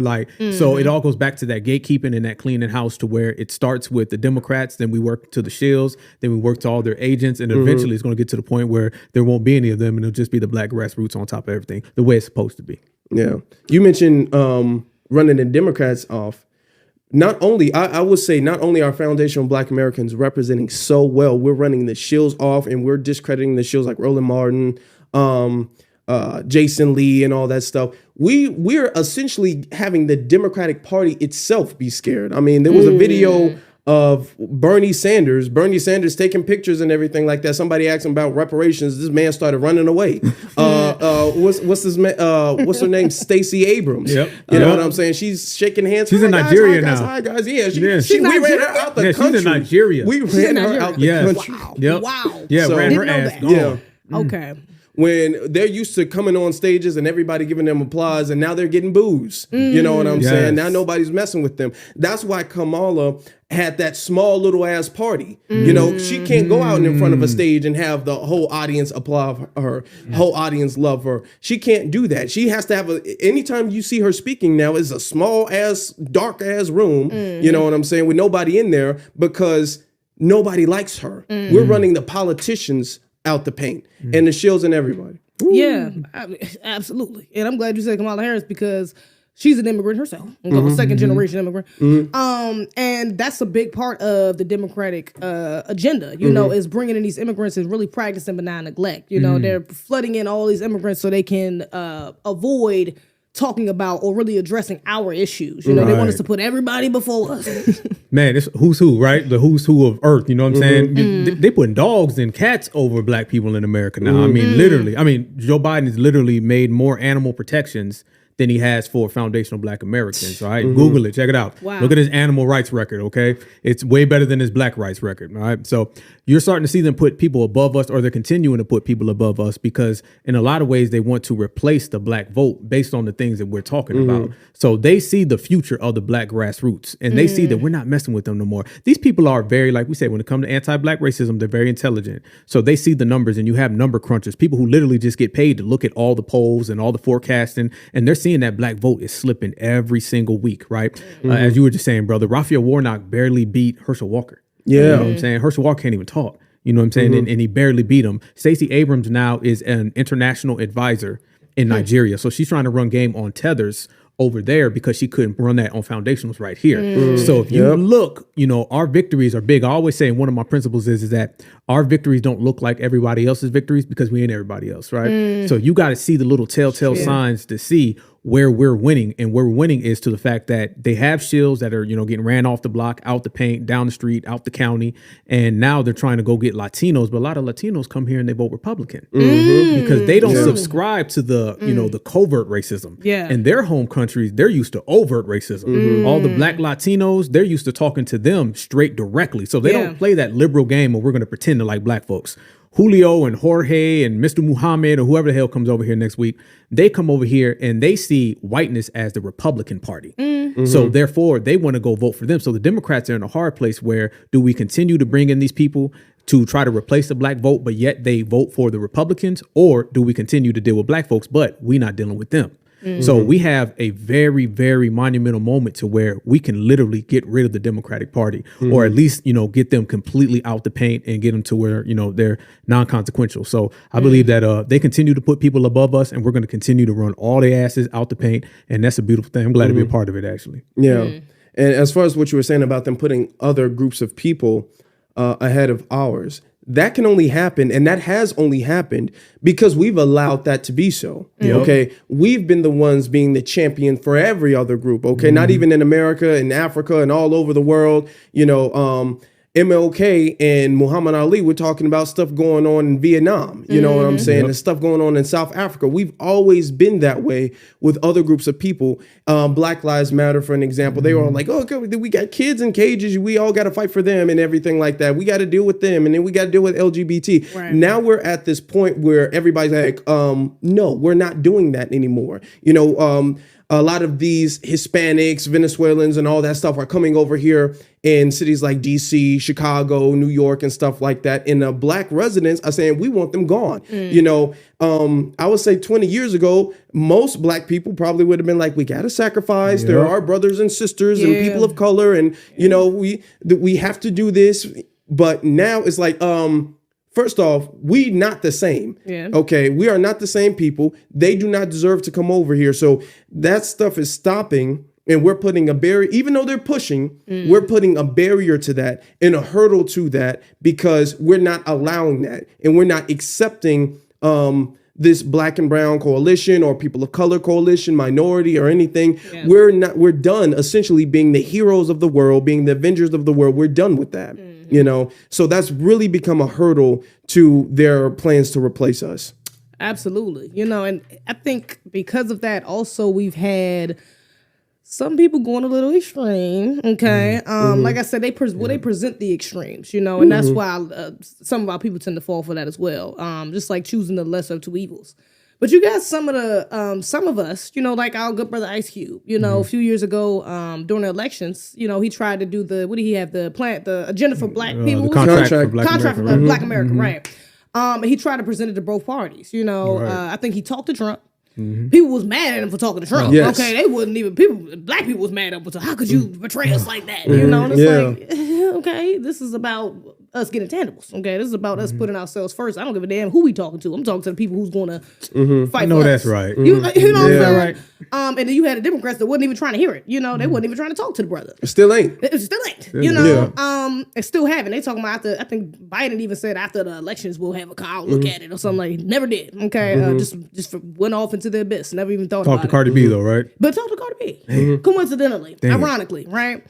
But again, from that you get some of the extremes because now you got some people running around, some black people running around like blacks for Trump. Trump 2024, you know, and it's like to a degree I can get it, you know, Biden ain't shit. But also Trump got anti-blackness as well. He's still a white supremacist. You know, let's not get too wrapped up in the fact that he, you know, it seemed like he did a little more for us than Biden and Joe is. You know, we got our little COVID checks and things like that. You know, let's not get too wrapped up in that. You know, we also have to look at him unbiasedly as well. Just because we're not about to vote for Biden again don't mean we about to run back to the Trump plantation. Okay, so have y'all seen that as well? Especially, let me say, I think it's like, I don't want to put that on black men, but I feel like I've seen something it's a lot of black men that was unfortunately it is. Yeah. It is. Yeah. I said this before because when Trump's mugshot went out and they were all like, man, they're doing this to stop, which they are. They're trying to sabotage Trump, trying to stop his momentum. But we have to understand the intention of everybody. Some people think that the enemy of my enemy is my friend. That's not the case. Right. You know what I'm saying? Right. You have to look at the intention of all of the things that Trump has done, why he's done those things, and then look at Biden. People talk about, hey, man, the stimulus checks. I think Sexy Red says something like that. Like, we got stimulus checks. And okay, you did. But everybody got stimulus checks. Yeah. You know what I'm saying? Trump hasn't done anything specifically to help black people, to elevate black people. Like, look at the black economy. Okay, well, look at everybody's economy. Well, you know what I'm saying? Different businesses. You know, look, you can't sit up there and look at it that way. Trump didn't do anything with the intention of this is going to help black people and I'm going to do this so black people can live better. He's not done anything like that. Okay. Trump has a very racist history when you're talking about his history as far as discrimination in hotels, the Central Park Five, which he, as the president, still refused to apologize even after DNA acquitted those brothers. Okay. So we have to look at the intention behind the life that we were living under Trump. He did what he did for the country, and because we live in a country, we gain benefits from that. Right. But it's not like he's all like, black people, I got you, I'm gonna look out for you. He was never like that, and he's not like that now. So we have to stop looking at it like, well, Biden is bad, but look, I mean, Trump was better. Why though? Right. Why? Yeah. That's the thing. What was his intention? Why was our lives better under him? Is it because he was looking out, or is it because by happenstance, if I'm making more jobs, black people are gonna get more jobs? Yeah, you know. right. So it's like that. Business for people like him. I hear a lot of black people, specifically like business owners. Oh, well, he's a businessman. That's why I like him. But it was like, well, he's not putting black business first. Yes. Not the same. Absolutely. Black folks gotta love somebody. That's what it is when it comes to politics. It can't just be I'm independent and I'm going to vote for our interests. Black folks have to be on one of those plantations. That's why the average black voter is somebody who is warped mentally. And this is why it takes a strong person to say, I'm going to vote either independent black grassroots or I'm going to sit on my vote. And the average black person has been conditioned for years, 60 plus years, to say, I have to choose. And we always have to make a hero and a villain out of the dominant society. We can't accept that maybe they both villains. And matter of fact, historical records have proven that they're both villains. Yeah. You're not, you got the Joker and the Joker. All right. There's no Batman around here. There's no Superman. You're dealing with two villains at the same time. And a lot of these people, blacks for Trump, blacks for Biden, blacks for, whoever they bring out as next, they feel that they have to pick a side in the dominant society because they can't fathom a world where both of the people from the dominant society don't like black people, right? That crushes them, because you got to understand a voter in a lot of ways, anybody who subscribes to the Democratic Party or the Republican Party, I always tell people there's really no such thing as a black Democrat or a black Republican. You can go vote for them, okay? But when you go to their committees and their functions, your ass is a 5th, 6th, 7th class citizen, all right? So you can't really be one. A white person can be a Republican. A white person can be a Democrat. No black person can truly be one. You can't be accepted. You can come to the goddamn party all you want to, but your ass is going to be fixing the food, fixing the plates. You're going to be sitting in the front yard and you're not going to be treated, the same. If you don't get treated equal amongst quote unquote family, then you ain't family. You're just a foreigner, right? So you can't really be a black Republican or a black Democrat. What you can be, the only thing that a black person on this planet can be, and that's black first. That's the only thing you can belong to and get real equal, opportunities. So these people who got to be pro this or pro that, these are just people who have to make, a hero and a villain so they can feel good at night and say, well, I didn't vote for the villain. I voted for the hero. And if you look, that's what politics has been for the last 60 years. One black person saying, this is my hero. The other saying, this is my villain. One saying, this is my plantation. And the other saying, that's the plantation. So if your plantation is red or your plantation is blue, you're still on a plantation. So come on over to the black side. Another aspect of it too is, what we voting for, what what we supposed to be voting for is resources, it's tangibles, you know, it's something that's actually going to help us as a community. That's what people, that's what other groups go vote for, you know. They're looking for the person that's going to bring the most back to that community, you know. And on both sides, we don't really get offered tangibles from Republicans or Democrats, if we're being real. You know, we got the Republicans who might say, well, close the borders, you know, that's going to help more Americans get jobs. But that's not necessarily a tangible, you know. Again, that's not even directly for us. It's for Americans. It's for everybody. Their main concern is really non-Black Americans. You know what I'm saying? And helping them out and getting jobs and things of that nature and keeping Americans working for themselves. And then on the other side, you got the of course, all of the symbolic BS that Democrats come out, which is, you know, the Black Lives Matters and the, you know, Emmett Till statues, George Floyd statues. Come on, we haven't been getting anything tangible coming back to our communities, you know. And so that's why we're seeing this new push from people like us who's fighting back against it, because now it's like, well, what the hell are we voting for? You know, there's a new thing, no tangible, no vote. Because one of the things that they would do is us specifically, as foundational Black Americans, we're the most guilt-tripped person. We're the most, y'all should feel so bad. Why don't y'all do this? Y'all supposed to be the heroes of the world. Y'all supposed to be this. Now, when it comes to politics, we get guilt-tripped a lot when it comes to, you know, your people died for you to have the right to vote. Your people did die for you to have the right to vote, or whatever the case is. So you got to vote, because it would be disrespectful to your people if you don't vote, right? You have to vote. But the thing is that why was voting so important for them back then? You have to really think about, okay, when I've gotten into debates about that, why was that so important for them?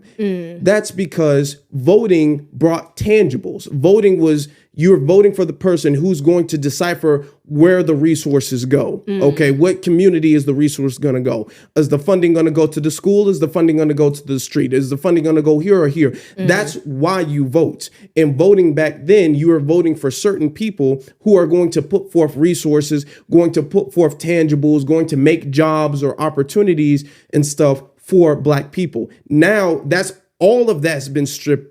And now they're all like, well, you know, he still did die for you to vote. So you just vote off of principle. No other group of people are voting off of the principle or morality of voting. They're voting specifically off of the business mindset of, I'm doing this for my people to get some type of resources or to get some type of policy, legislation, something. It's only us that's like, your people died for you to have the right to vote.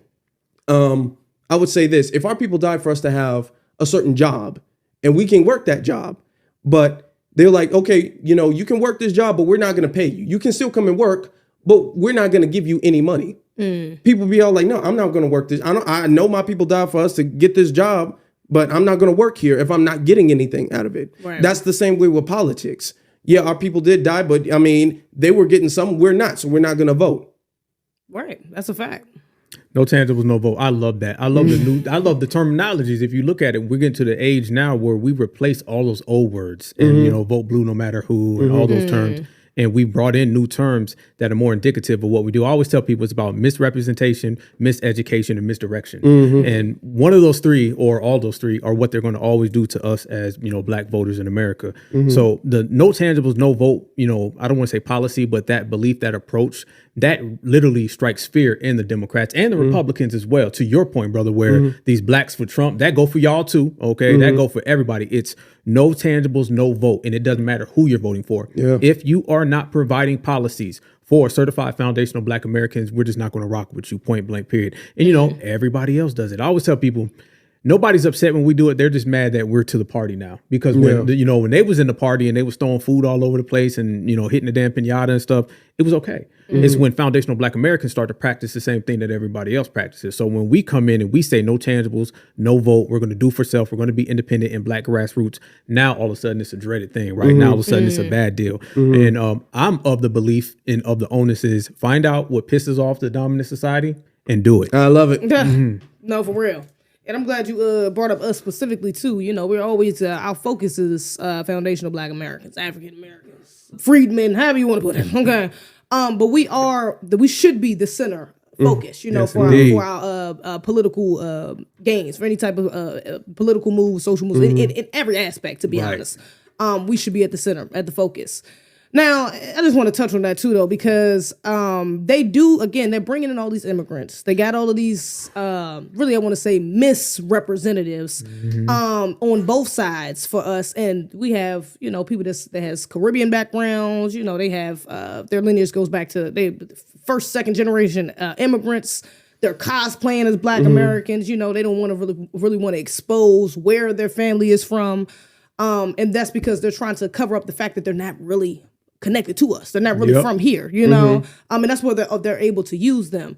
But, it's a big misconception with us. Everybody try to put on us that we all African. You know what I'm saying? Like, why does it even matter? We're all Black, right? We're all come from Africa. What's the big deal? Not even, and they skipping over the fact that many of us was already here, man. Yes. We've been here. I don't know about y'all, but I know my granddaddy was Cherokee. I got an aunt that was Blackfoot. You know what I'm saying? Like, I know for sure I got lineage to natives that were already here. Like, my family been here. You know what I'm saying? Well, but have y'all family been? Y'all know about anything about y'all lineage? My mother used to tell us all the time that we were part Indian. If you get her on that story about us being natives, she won't stop. I love you, Mom, but she will just keep going. And we were here.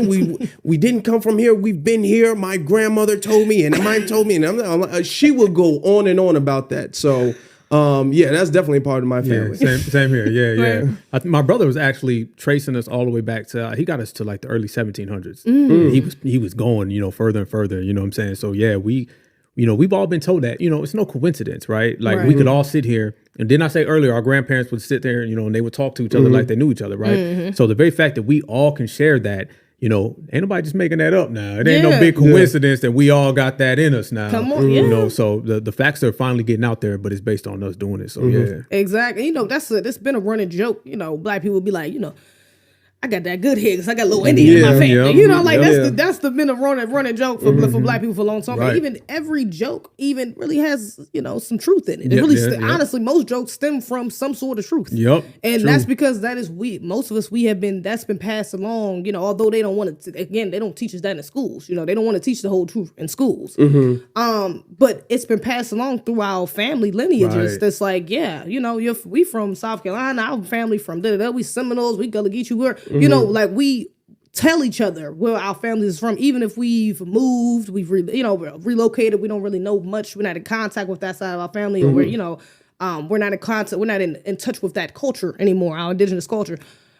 We still know, and it's like you're not about to gaslight a whole group of people and tell us we ain't from where we from. Okay? You're not about to tell me where the hell I'm from. No, okay? I'm gonna believe my granddaddy every day or my parents every time over anybody else. Okay, yes, we would know the best. But that brings me, that should bring us to, of course, how could we not bring it up? Reparations. Okay. Let's go. They trying to water down the reparations movement, y'all. They are not trying to give us our reparations, okay? And they trying to, one of the major things they're using, forms of propaganda they're using is, we're all Black. We all deserve reparations. We all should get a piece of the pie. My family been here since the 80s. We've been here since the 60s. Why can't we get reparations? Cut the check. We're coming to get our check. It's the reparations era. Everybody's got to understand that this is the reparations in the lineage era. The same way you have prohibition, Civil War, all these different eras, okay? I always tell people you have the Indigenous era, then you have slavery, then you have Reconstruction, civil rights, and now you have the reparations lineage era. And they're spoken simultaneously, right? You can't speak of one without the other. And we're all a part of it. And that's a fascinating, phenomenal thing. And I'm proud to be a part of it, right? So this is the reparations era, and they're going to try to throw every single thing at us. They don't like broke Black Americans, okay? So when you add trillions of dollars to Black Americans, then they get real scared, right? I mean, look what we've done when they try to keep us away from the money. So all those people out there saying we're going to take the money and go do this and that with it, the dominant society is not worried about all 50 million of us getting reparations. They're worried with about 200 of us getting it, okay? Because that's all it takes, right? We're going to do the same thing with our reparations money like we did with the country. We're going to flip it. We flipped the country. All right. So trust me, we're going to flip some reparations checks. Oh, for sure. And we're going to get our reparations. And all these people who have been coming in and they've been throwing at us, we've been handling them. They're to the point where they're calling up Twitter spaces and stuff. As a matter of fact, me and you we kind of crashed a non-FBA reparation. Yeah, a little sabotage event. We kind of came in there and did some straightening. You should. They still mad at Afro right now, man. They still mad at bro. So, and then, they're like, I'll see you back in Chicago. They was waiting on you, bro. You get off the plane and stuff. The lady from from California. She was there. So, that was a collection of off-code FBA people, okay, because we do have people of the lineage who are off-code, all right, homegrown coons, and then you have, foreign coons. And when you put them together, you have people that have been trying to stifle our reparations claim. But I've noticed that the more they try to stop our reparations, the stronger we're getting. Yeah. And they're really right now on 4-5. They tried to get in on our reparations committees, and then we said no. They said we're all black, brother, then we said no. Then they just like circled around the neighborhood, came back again, and you know what I'm saying, I'm black, brother, nope, your ass is here again, go back, all right? So they keep coming around, and they keep trying to stifle what we've got. But the whole world is going to have to understand is that we are going to get our reparations. And just like Dr. Martin Luther King Jr. said, we're coming to get our check. Now, mind you, they sold us the, can't we all get along? The Martin Luther King had a dream. We went back, reclaimed Dr. Martin Luther King's legacy. Yeah. We replaced the, I had a dream speech, and we took his, we're coming to Washington to get our check.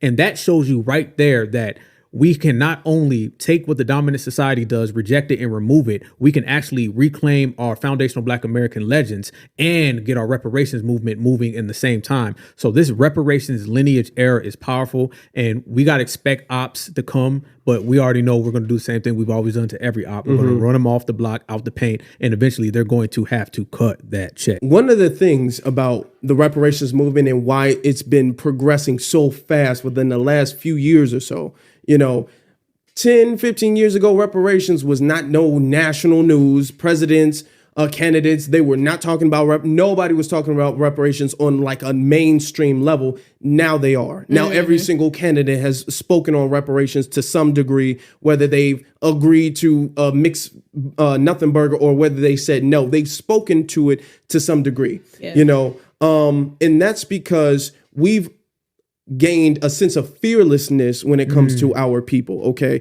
Back before when Dr. Claude, when he was talking about reparations, and shout out to Dr. Claude Anderson, when he was talking about reparations, it scared a lot of Black people. It was like, no, you're going to make them mad. You're going to don't make the white man mad. We have to get in and have a seat at the table and try to get in and sneak our way into reparations. Right. And we have to understand there's a cause and effect to that. You know what I'm saying? Now, Dr. Anderson, he was well before his time. His message was well before his time, but it's resonating now. And the cause is they'll put a whole bunch of Black faces in politics and be all like, see, you guys, you have your first Black mayor, your first Black governor, oh, Obama, your first Black president, you're getting better, And what they do that to say, okay, things are changing, things are getting better, and when we see Obama not do anything for Black people at all, and everybody else gets something, and we suffer under him, or we suffer under this Black mayor or this Black governor and everything like that, then we've essentially lost that, seat at the table nonsense. Now you don't see Black people talking about, we need a seat at the table. Now, F the table, you know what I'm saying? Yeah. We coming to get the check. We understand it's going to make white people mad. We understand it's going to make them mad. We don't give a damn about making them mad. And that's why we've been moving and progressing so fast, because we don't care about making anybody else upset. Yeah, that's a fact. And then not only that, they will use that as a...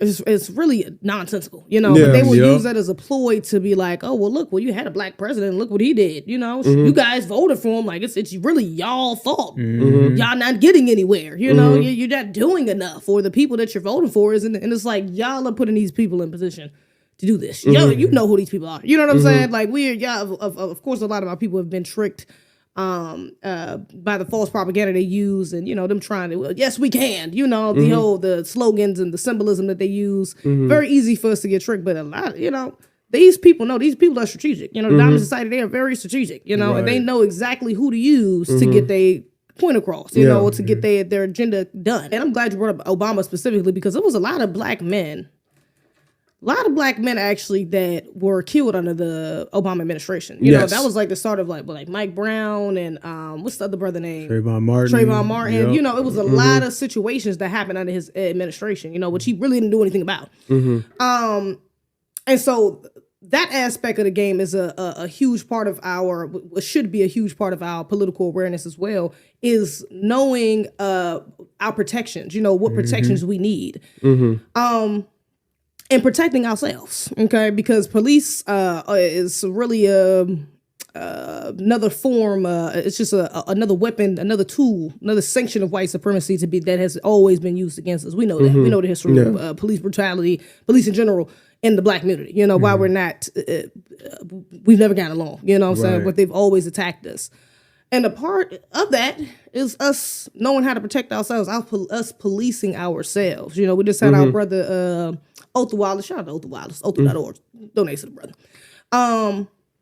He recently just got off trial, you know, and they tried to give him the death penalty, okay, for defending himself. The police officer really was harassing him, had no reason to be over there, just harassing his brother, you know.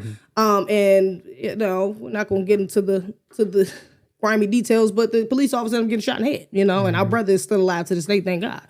And although they didn't get him for the death penalty, he was still found guilty for, was it manslaughter? Manslaughter and a gun charge. Possession, you know.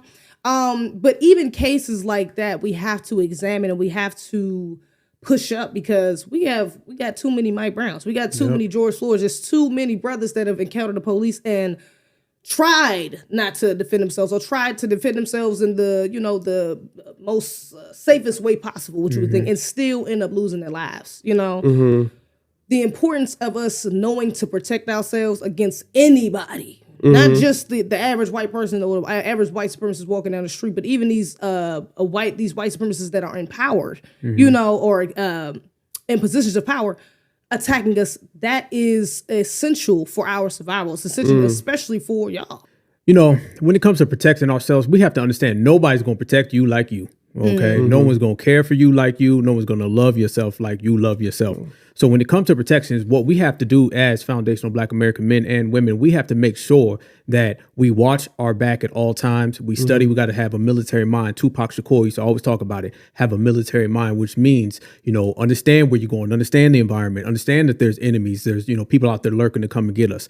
Too many times Black folks will get comfortable and we'll start dropping our guard. You guys have seen the pictures before where you'll see somebody go hang out at a bar full of the dominant society and then they'll come up missing, right? And then we'll be looking at the picture like, what were you thinking, right? So when you start talking about defending yourself and start talking about watching your back, those are things that lead to the next one. It's a domino effect, right? It creates the next person watching and understanding. When Dr. Huey P. Newton, everybody leaves out the doctor. Dr. Huey P. Newton, when he first went to jail, he went to jail for something very similar to our brother Ozone, something very similar, right? He was being harassed and it, you know, the table got turned on the oppressor, right? So, but what that was, that created a domino effect within the civil rights era. And this is why the civil rights era shifted from can't we all get along and real peaceful to the militant, the Black Panther Party, the afros, the leather coats, and the weaponry, right? The power tools. So that's what we have to do. We have to protect ourselves, but we got to take pride in it. You know, I'm loving seeing our sisters go out here to these shooting ranges and get their aim on. You know what I'm saying? Actually, if I'm not mistaken, Black women are the #1 new owners of weapons. Oh, wow. Yes, I just seen those statistics, right? So I love that. We got to protect each other as well. So it's not just about protecting ourselves, which is #1, because if you don't protect yourself, you're not gonna be able to protect anybody. But as long as our brothers protect our sisters protect our brothers, we understand where we are. We all watch the Black child because the Black child is the most unprotected person on the planet Earth, okay? Whether that's boy or girl.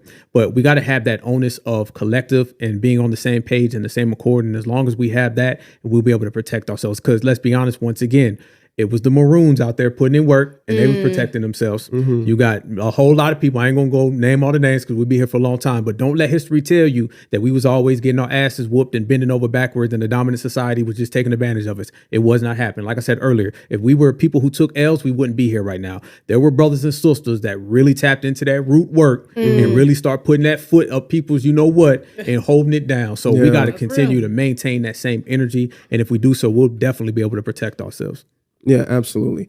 And as far as protecting yourself, a lot of times that goes with having situational awareness. And a lot of times that goes with just knowing where you are and being prepared for the situation. Yeah. You know, you protect yourself before you get into an altercation. You know, you put your seatbelt on before you start driving. You don't drive and then in the middle of driving, put your seatbelt on. You have that protection before going into that because you don't know when certain things are going to happen. Right. When Dylan Roof, when he had that massacre at the church, there was a lot of people might not know this, but there was somebody who tried to replicate that by going into a black church, but the black church wouldn't let him in. You know what I'm saying? And then he went to, I think it was a Walmart or a grocery store. He killed 2 other black people instead of like 10 black people.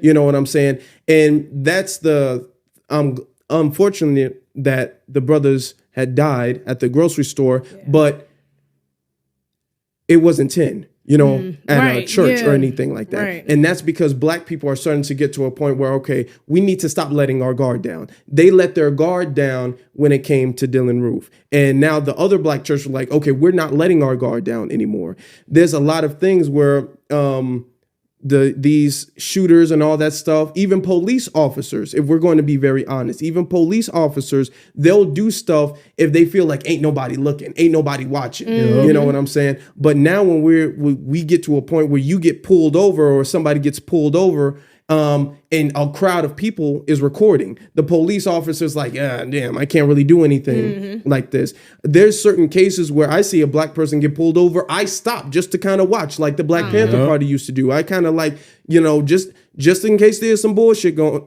Oh shit, was we not supposed to curse? Nah, I thought it was fine curse. I was about to say curse a couple times. Yeah. Okay, we should be all right. We're gonna start that over. Okay. Black Panther Party. Okay. Okay.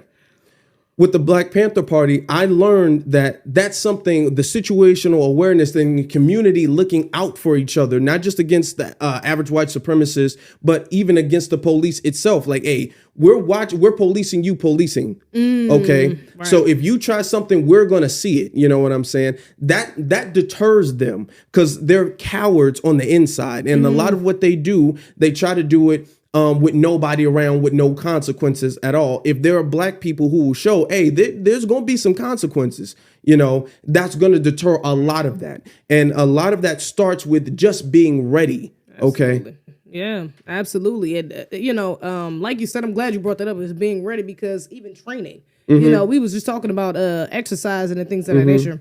But a part of the reason why you need to do that is because you shouldn't just look at it just for your health, even if you're not going to look at it for that, but look at it for your protection, you know, and not just for your protection, for your family, for your community. You know, you have to be ready for war. You know, we're already in a war, you know, but if it comes down to something physical, you're going to need that stamina. You're going to need that strength. You're going to need, you know what I'm saying? You're going to need to know how to fight, you know, how to shoot. You know, even know how to hunt if the grid go down. You know, so those sort of things are important. You know, that's a necessity for not just men, but for all of us to know that we have to know how to protect ourselves. You know, literally. You know, we're the only people that's going to do it, because the damn sure ain't gonna be nobody else. Now we can't have this conversation as well. We can't have this conversation without bringing up one of the most important aspects of our culture, for our livelihood, for our survival, is businesses. You know, doing for self, working for ourselves, providing for ourselves. Black businesses definitely has grown, you know, within the last few years, 10 years, you know. And so we see a lot of that, you know, especially because we have social media, internet is so, we can create businesses just online. You know, you got, shout out to brother Ben X, you know, he talks about a lot about digital real estate, you know, so it's a lot easier for people to acquire wealth without having to lean on the dominant society, you know, and even if we have to use some of the devices like the internet, because I ain't out shit, you know, social media, these apps, most of that's not ours. We're still able to gain a sense of independence from it, you know, because we don't have to literally go into a corporate job. We don't have to walk into a non-black business and work, you know, we can just get our money right from ourselves, you know. I mean, if we got to cut them a little bit of percentage, we're still getting it ourselves. You know, I believe that this is the reparations era, this is the lineage era, the black business era, the black love era. I mean, every element of our society we've taken to another notch. I believe that we've done more in the last 5 years than they did in the last 50. That's no disrespect to the past. You know, we stand on their shoulders. Without them, we wouldn't be doing what we're doing. So it's collective, but we got to celebrate our damn selves in the process, right? I'm seeing little black kids with lemonade stands, okay? Real ones too, right? I ain't even talking about some ice and stuff. I'm talking about they got sophisticated lemonade stands. Young black boys and girls have shirt companies. They're out there printing shirts. And that's that entrepreneurship that has been taught in, you know, brought to our youth, and our youth are taking it to another level. Sure. And that's the most beautiful thing. So when you see, our sisters out here getting money, our brothers out here getting money, and then they're passing it down to the kids, and the kids are out here getting money, that shows you that we got a very, very bright future. Our future is very bright. And what I love the most right now, what we're doing in terms of Black businesses, we're operating from an independent aspect opposed to going to the dominant society, right? We're not needing to be sponsored anymore. Right. And we have no business needing to be sponsored, not in this era. This is not the 80s or the 70s, right? This is the era where you can always have that wild card in your pocket. You can pull it out. You can go from a millionaire overnight. Or you can slow grind yourself. Whatever it is you choose to do, you have financial literacy. I hate when people say, well, we can't give y'all reparations because of financial literacy.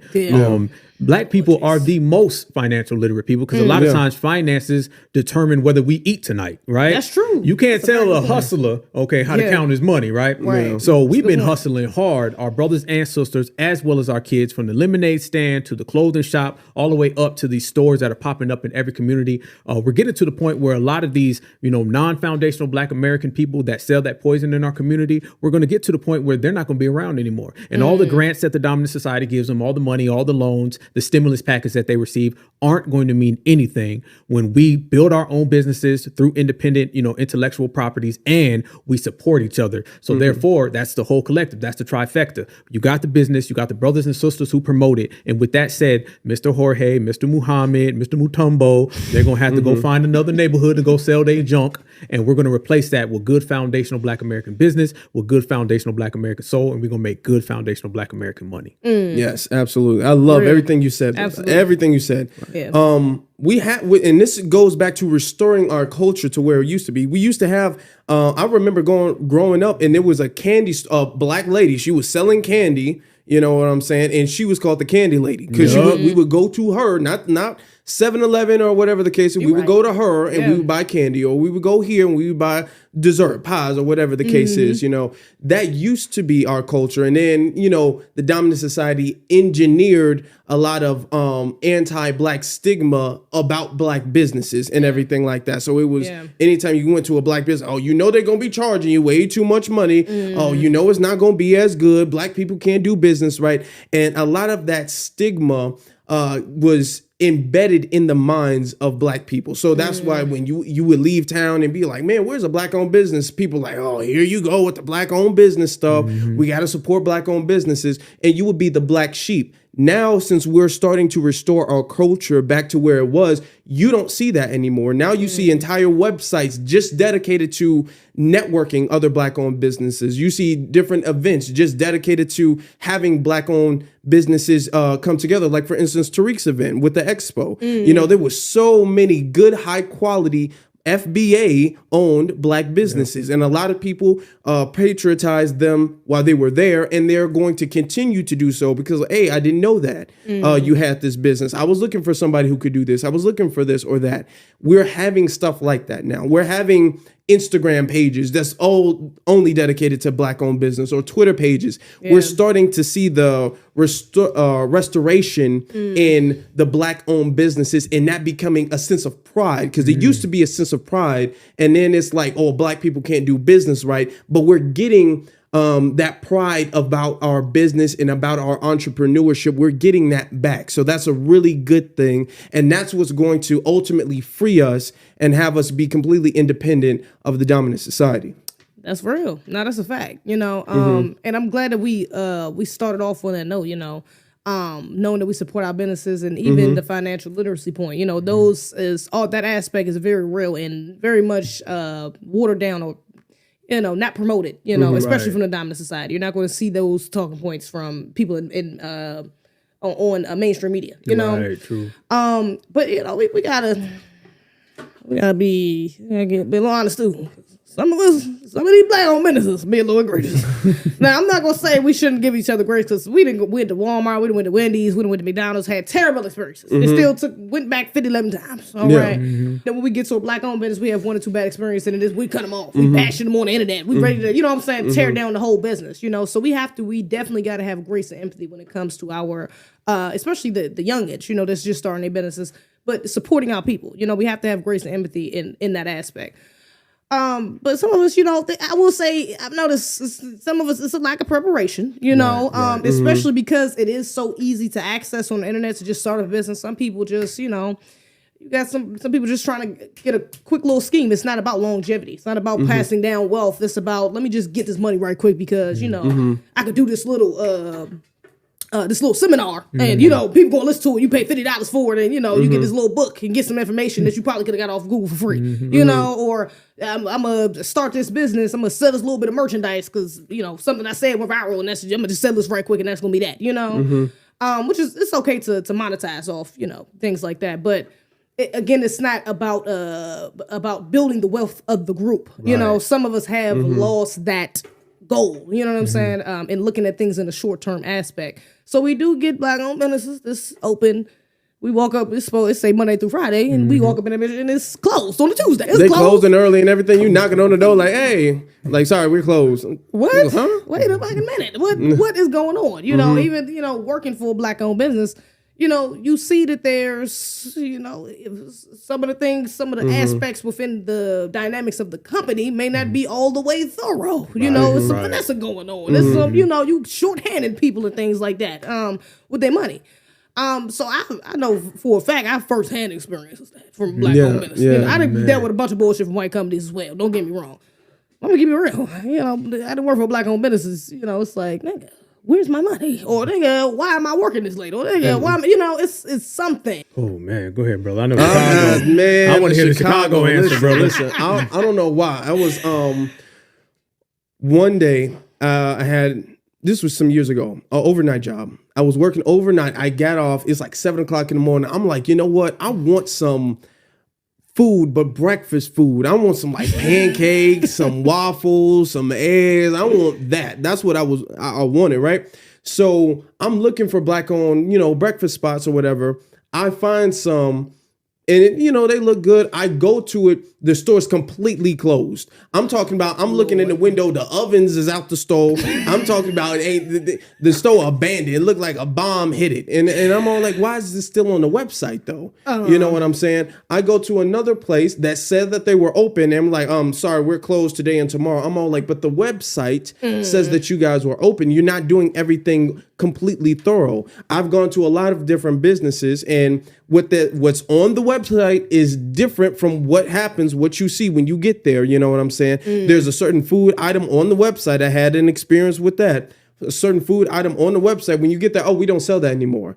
Okay, well, if you don't sell it anymore, you need to take that off your menu because that's what I came here for. You know what I'm saying? And just be as black first as I am, me being me, I would still I'm like, if you can't get that, let me get this then. You know what I'm saying? Instead of leaving. But most people would have just left. Most people don't want to compromise on what they wanted to eat just to support a black-owned business. So there are some black-owned businesses that need to understand that you do have a negative stigma just by being a black-owned business alone. Right. So everything you do has to be thorough. And when you mess up and when you're half-assed, when you're amateur, when you don't do things all the way, when you coming late, you know what I'm saying? Because a lot of entrepreneurs, black entrepreneurs, love them to death, but they be showing up late, leaving early, don't finish the job. I've done that. So, brother, like, come on. Yeah.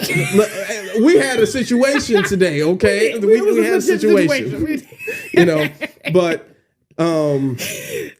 that's the, Lord.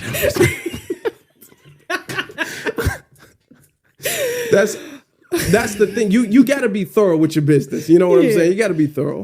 Oh man. All right. So being down south in the deep south, you know what I'm saying, Savannah, Georgia, deep south, a lot of the black-owned businesses down there have been around for eons. Okay, and they're real mom and pop places, right? Nice. So those businesses have been around so long, they operate a little differently than some of my people back home in like Ohio or whatnot, or Chicago, or what I'm saying, New York. You know what I'm saying? So. But what I will say is this: anybody who has a black-owned business, this goes for the owner and the consumer. Don't do something with a black person you wouldn't do with the dominant society. Okay, don't come in there talking about these prices is too high, but you won't say that at Walmart. Right? Yeah, you know, don't be telling people you buy, you go type shit. You know what I'm saying? But you wouldn't say that to the dominant society when they walked in. As long as we operate on that level, we'll be good. So that goes for any black business, no matter where you are. whether that's in the South, the Midwest, the East Coast, or the West Coast. We got to maintain the same type of independence and practice the same type of way we are with everybody else. That way our dollar will circulate throughout the community and we will be able to bring it back home. But you can't get it that way when the owner is acting different to the consumer and then the consumer is acting different to the owner. And then y'all don't even get together and y'all already ended it before it started. So in terms of Black businesses, stay doing what you do, but do it Black independent first, and that goes from top to bottom. Yeah, just to add on that for a second, we have to have ethnic code of conduct that other people have. Absolutely. I have never, ever, ever seen an Asian get on his phone and say he's not going to an Asian-owned business. I've never seen that. Even if he has a bad experience at a restaurant, he ain't gonna put it on blast. He's not gonna make a tweet about it. We got Black people all like, I can't believe they told me I can't be naked in this store. Like, you know what I'm saying? You got Black people who do that. That's against the ethnic code of conduct that everybody else has. If they don't like a restaurant, they just not gonna go. They ain't gonna put it on blast. Against their own people. You know what I'm saying? So that's gotta stop. Yeah, it has to be there has to be, we have to get rid of the double standards. You know, it has to be a balance. You know, if we can hold our people accountable, we can, you know, be fair. And again, still recognize the issues we have, but also, you know, we got to recognize the issues we bring, you know? Just like you said, it was, what was it, like a year ago? We had the sisters coming in half naked, sisters trying to drag one of the stores because they said you can't wear bonnets. It's like, you're not going to walk in Ruth Chris with a bonnet on. Why the fuck, why are you walking in my business with a bonnet on? You know, it's like, just because we all Black don't mean, and I understand why you're wearing it. I wear it too. Doesn't mean that I want you, you know, coming in my business and, you know, downplaying the look. You know, it's an atmosphere that needs to be set. So we have to understand, like, if you're going to dress up for Ruth Chris and Eddie V's and all these other places, then you need to have that same respect when it comes to, if anything, more. You need to have even more respect for your own stuff, because you want to make sure that their image is representing not only, you know, their company, but the rest of our people as well. It's a Black-owned business. You know, a lot of the new thing is putting a sticker on the front that this is a Black-owned business. You know, so they know that this is Black people are running it, Black people are working in it, Black people are going to patronize it the most. You know, and so it's not just affecting their business or their company, but it's affecting all of us really in general. You know, when we disrespect our brothers, this is businesses like that. You know, we gotta have some couth, we gotta have some respect, we gotta have some love. You know, for each other and. Act like we really want people to succeed. We want our people to succeed. And doing that is just, you know, coming in acting like you got some sense. Coming there and dressing correctly. Coming there and respecting the prices. Not like, oh, wow, $50 for this? Man. Yeah, for what? $35? What? Let me borrow 10. Come on. Nigga, the joke is getting old. Okay, you know how many times I done heard that. Okay, man. Relax. Oh, the price is the price, brother. You should have looked it up before you got up in here. Okay? So come on, act like you got some sense and support our businesses, man. Don't just try to put it all on them, you know, of why they're not getting support. We bring some of these issues to our people, okay? But I think this was a wonderful conversation. Yes, indeed. I think this was beautiful. And we're doing this again, y'all. This ain't gonna be the last time. Oh no, for sure. We're gonna be back. We're gonna be back. Definitely thank y'all, you know, for coming together with me to do this. You know, for us, Afro, this was your idea, you know. So thank you for even creating it and having me be a part of it. It's a blessing, you know. But y'all make sure y'all follow me on social media. Okay. Follow my Instagram __CFWM, Twitter _YouTube, A to Z TV, baby. Look me up, follow me, okay, share, all that. Afro Elite on all platforms, essentially, except Instagram. It's the Afro Elite on Instagram. So Afro Elite on YouTube, Afro Elite on Instagram, and Afro Elite on the Afro Elite on Twitter, I meant to say. So yeah, everything. And Afro Elite on TikTok. I'm gonna get on there eventually one of these days. I'm gonna come back. All of the above. First off, thank you, sister. Thank you, my brother. We finally got here to make it happen for the culture. This right here, we broke it down, you know, all aspects of society. I believe we did a good job. And, you know, every time we speak, you know, we try to make everybody proud. You know, and we try to speak from a real, you know, realistic logic aspect. Okay, no fantasies. But, you know, it's all about the culture. It's all about this era. It's all about reparations, our lineage, and just tackling the issues that plague us, but getting beyond them and actually getting some real justice and making everything happen. I've seen both of you guys go to work. This brother I've been up with on the phone until 3 a.m. making reparations petitions. You know what I'm saying? I seen you whoop everybody on FBA Jeopardy, including myself. You know what I'm saying? So we put in a lot of the work, man, but we do it for the people. So y'all follow me, Black Alpha Network. That's Black Alpha Net W1 on all platforms, and we're all going to continue to, bring that foundational Black American excellence, and we're all going to continue to represent the people real proudly. So I send everybody a certified salute. Every day, all day. Be one, first of all. Black and make first? sure you be one, yes. Make sure y'all share the stream, like it, and follow everybody on our platforms, all right? We appreciate y'all. And that's a wrap. Or the coach. We're coming to get our check.